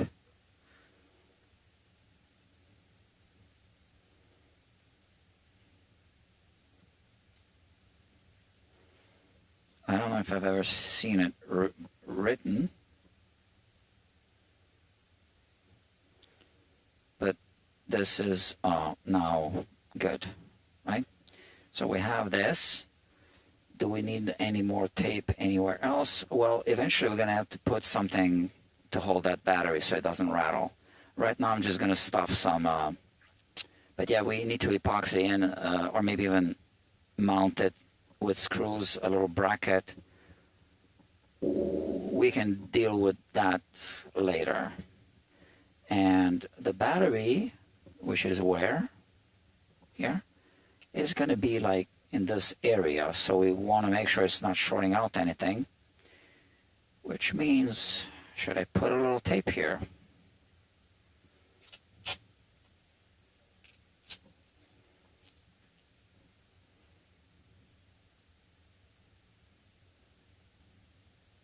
There you go. One more.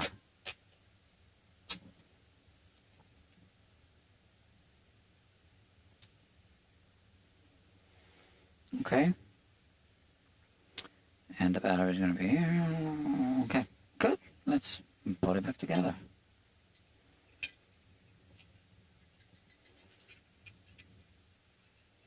We've come a long way. And before I start tightening anything, let me also put this here. I mean, I guess put this loosely.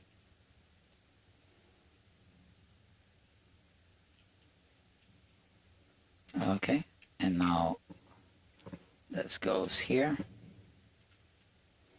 with a notch that I cut, which actually really nicely holds the edge of the PCB, printed circuit board PCB.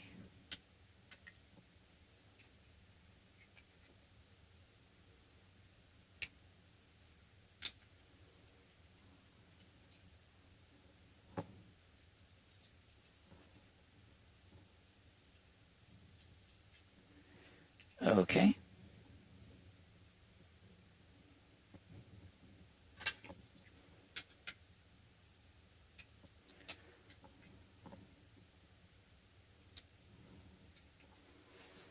And we'll be able to test this. Now, I want to know if this fits, and I think it should, without touching anything. It's coming close, but if I turn it in this direction, it's good. And I think I'll be able to remove this without disassembling the whole thing, and also then access the whichever connection needs to be broken off, which I believe is going to be the negative part of the battery connection. But I'll look it up. I don't have time right now to look it up.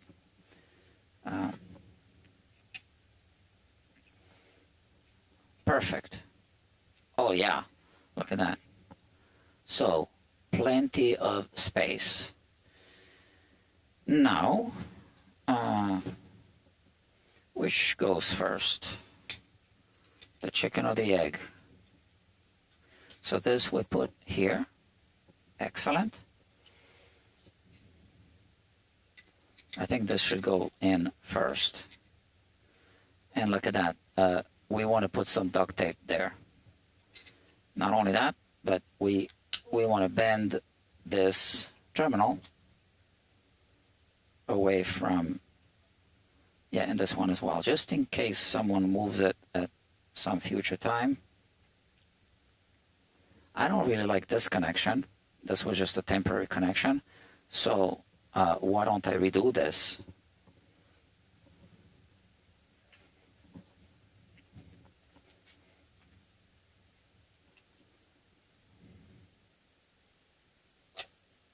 It's not a secure connection.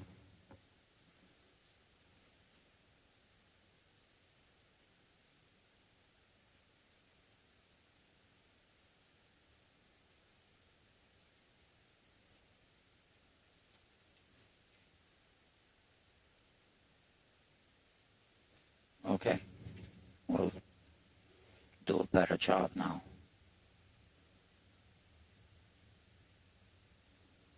Actually, that's already better. That's perfectly fine now. I just had to reflow the solder.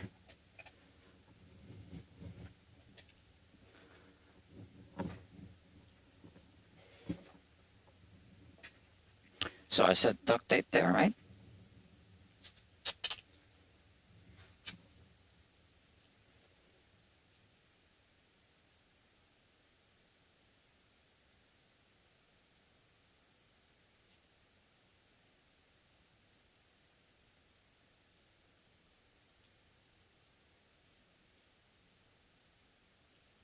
Oh, come on.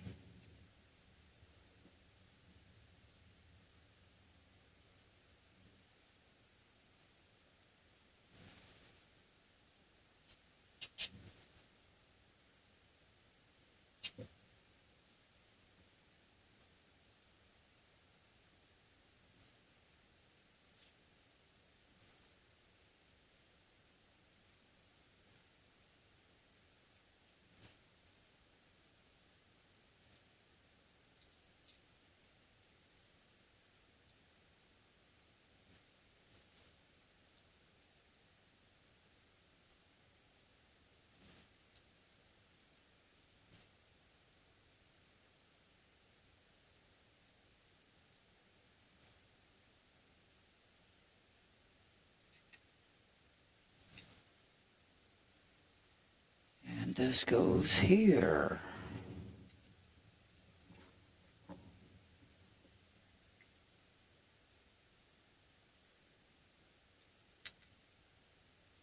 Plenty of room, plenty of space there.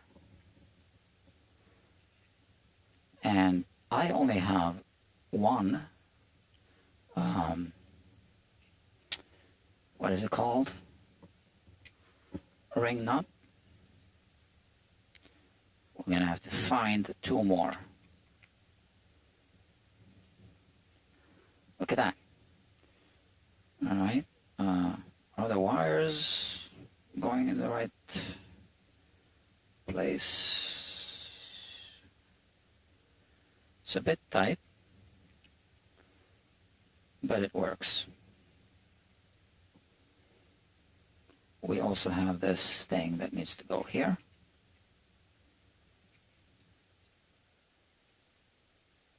I can make this look better, maybe when we do the other connection for the power adapter.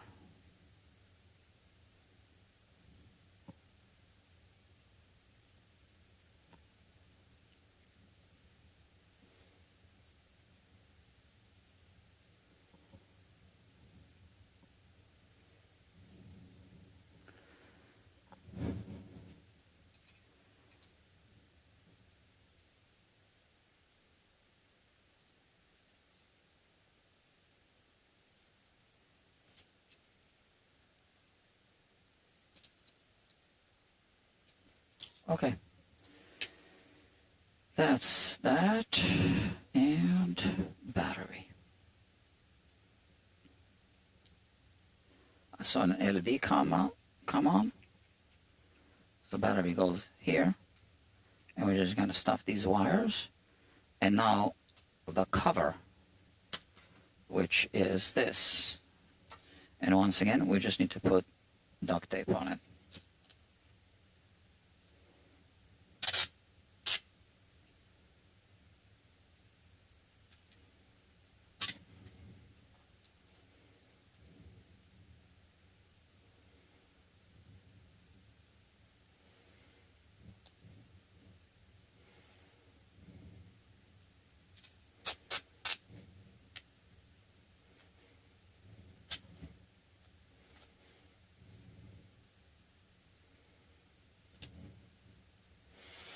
But always 2 layers.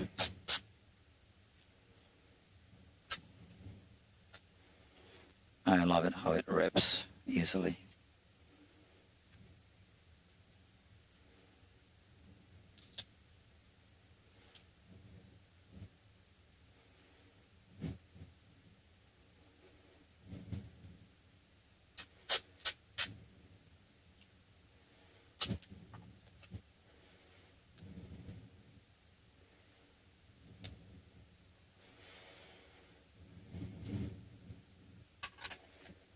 Oh yeah, look at that. There's even space here, which means I really want to put one more layer of duct tape this way because it fits.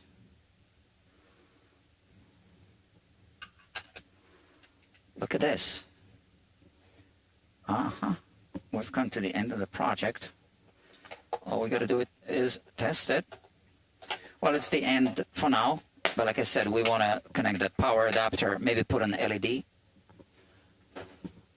So that's going to be done after Eva tests with the kora.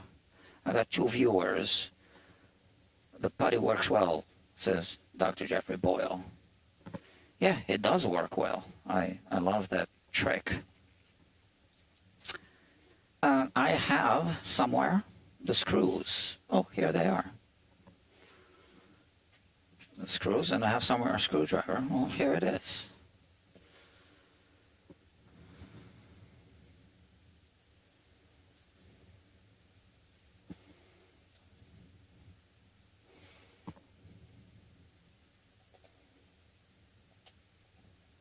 You know what? Let me take a picture. Send it to Eva. I'll just send it straight to her.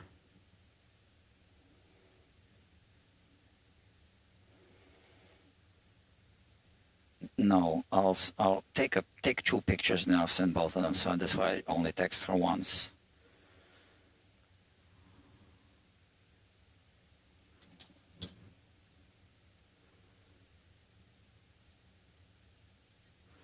Okay, and then I'll take another picture. Assembled.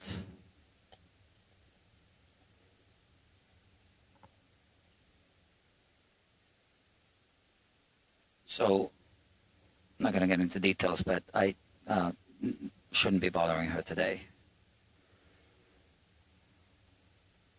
That's why I want to send 1 text. That's it. 2 pictures. And you know what? I can make an Instagram post as well. I'll do that.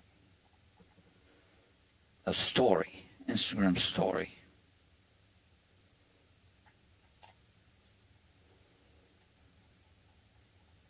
So from now on, I need to remember to include a link to the channel when I announce the live streams. Oh, look at that. Can you believe it? Look at this. And let me send her. Let me do another picture. Well, no, okay. This picture. And one when it's actually plugged in, right? So we have the output. Yeah, I should just do a picture when it's plugged in.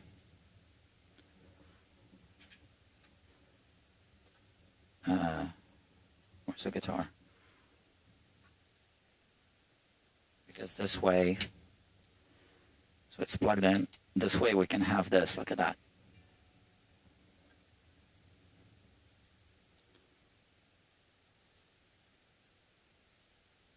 Although I need to tone the guitar a little bit. Ah, now it's green.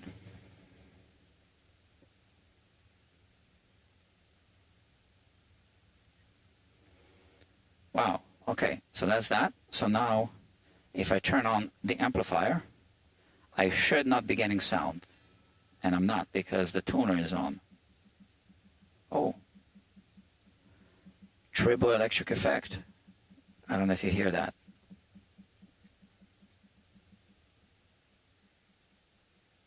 Huh. Okay. And I'm hearing this. This is off, and now it's on. So I need to find knobs. I got so many knobs at home. So.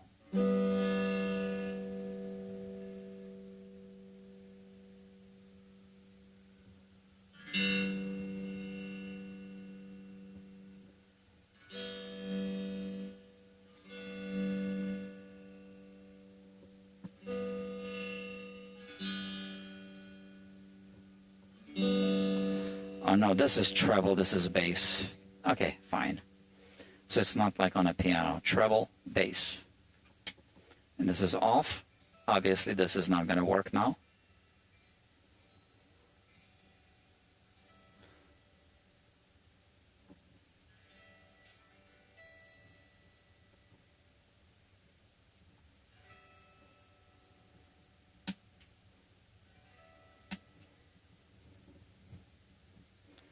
I hope this is good.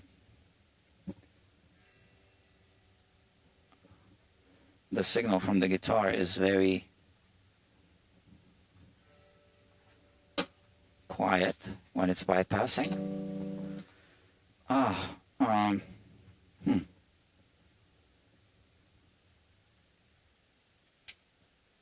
didn't notice that before.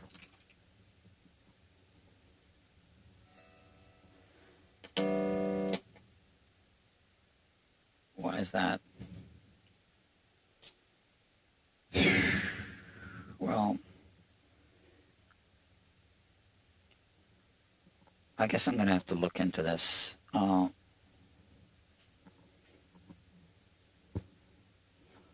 now. And I won't do a live stream about that. I'll just do it like after work kind of thing. But when it's bypassing, the signal is quiet, very low.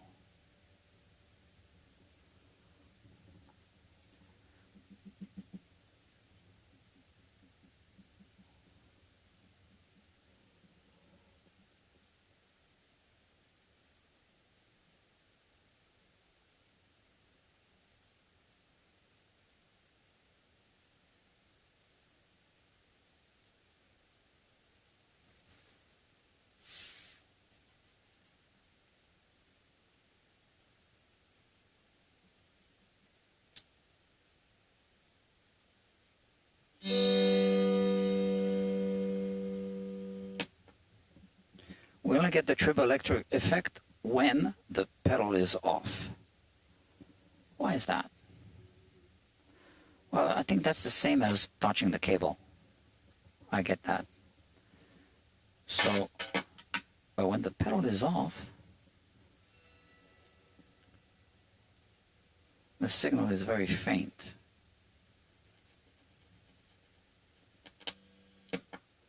Is there something disconnected from that switch? Because we were moving these soldered connections so many times. I need to check. I think it all has to do with the way the switch is connected, to be honest with you. I think it's something simple. Can't be anything else. Because when it's bypassing, it just goes straight. So it's something we can, I'm sure, resolve easily. I don't really want to get into this project now, if it's going to be a project, but I want to have a quick look at something.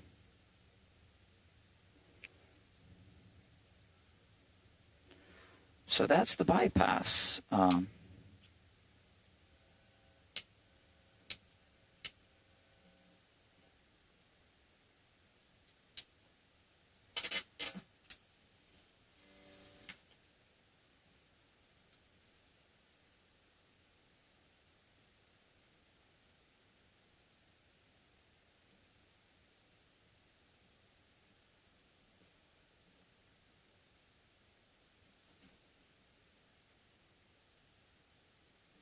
That's the in, going into the preamp. I think the switch is connected wrong. And that's all there is to it. But for now, it does work as a preamp. That's all that matters.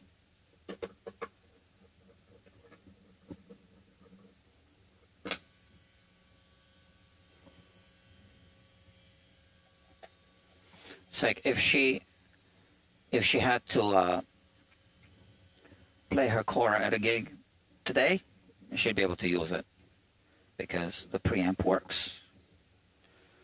So everything else we can deal with later.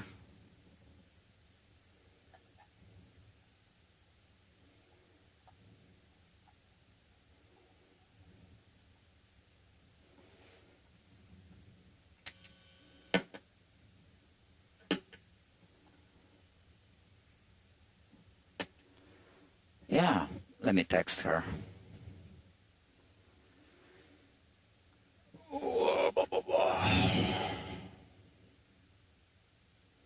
Photos. Top.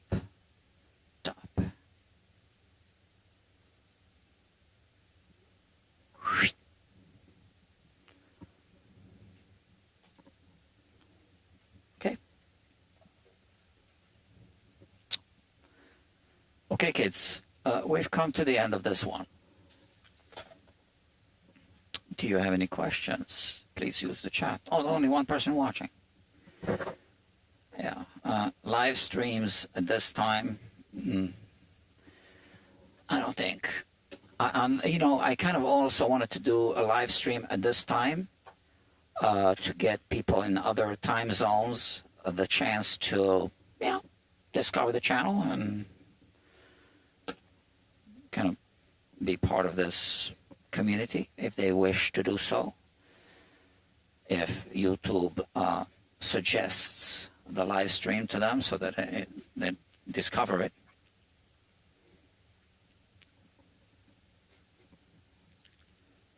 And I got more work for today, more live streaming and non-live streaming projects.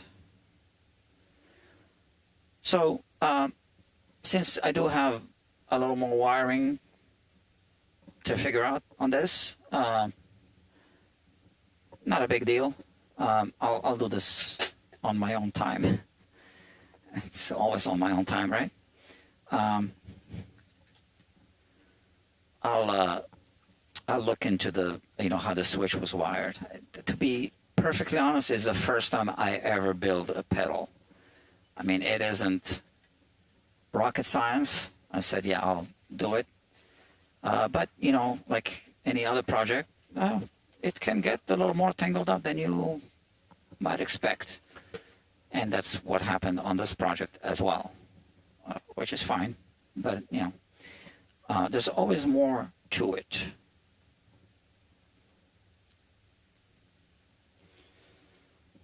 Let me put this back because it isn't mine. I'll be right back. Just don't tell anyone. Maybe I'll erase this archive from the internet. Maybe I'll just pay them for the little tape I used.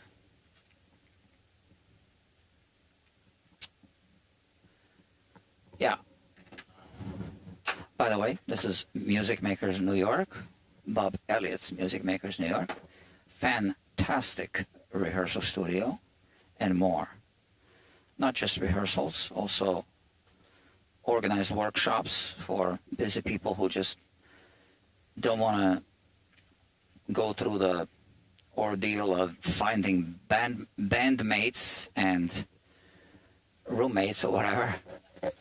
And, so they matched them up here and they can play together.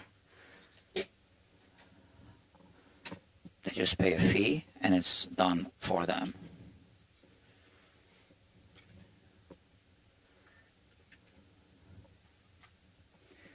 So sometimes there are also established musicians come here. We've had a few.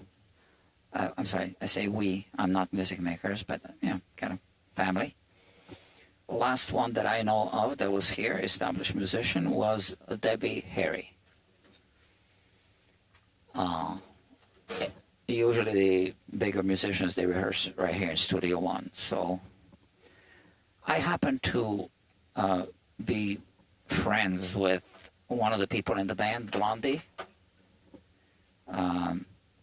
Anyway, for years and years, since I was a teenager, actually.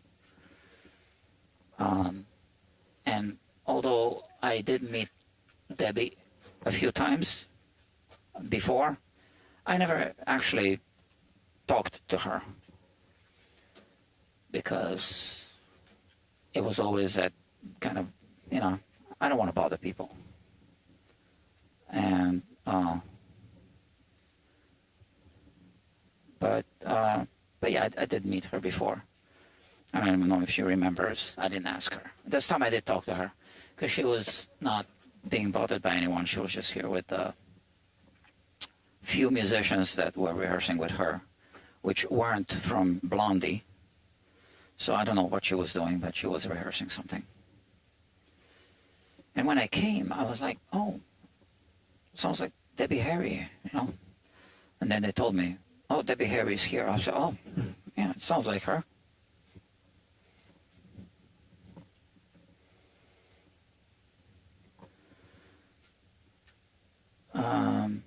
Yeah. Just make sure I don't have any of these shavings on this. I did vacuum, but just in case. Yeah, who else was here that's established? The supporting musicians from the Rolling Stones. Quite a few of them were here. Steve Jordan, who replaced Charlie Watts, was here. To be honest, I think that I had Steve Jordan in my apartment a few years ago and didn't realize who he was back then. I don't know. I gotta ask him if he remembers. I think it was him. He was helping out a friend that I was helping out with some animation. And, well, if it was Steve, I'm not sure that it was him.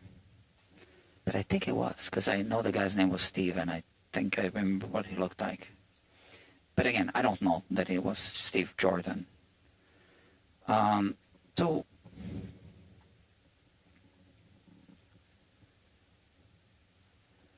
And I remember whoever that Steve was that was in my apartment, he was talking about a rehearsing with Keith Richards and Mick Jagger, and something about, I'm vague on the details, that they had to carry Mick out of the studio or something. For whatever reason, that he fell asleep or something, I don't know. Or something. Look, I don't know, I don't remember. It was even vague to me at the time. Yeah, and then Chuck Leavell, the keyboard player from, supporting the Stones, was here. Then Marcus Miller, the bass player, What's the guy from Kiss? Ace Frehley. Yeah. Those are the people that I'm aware of that were here. Okay. Friends, that's it. I gotta go. Take a break and then work again. Everything cool? Everything cool. One person watching. All right. So, thank you for sticking till the end. Now I gotta go. Bye-bye.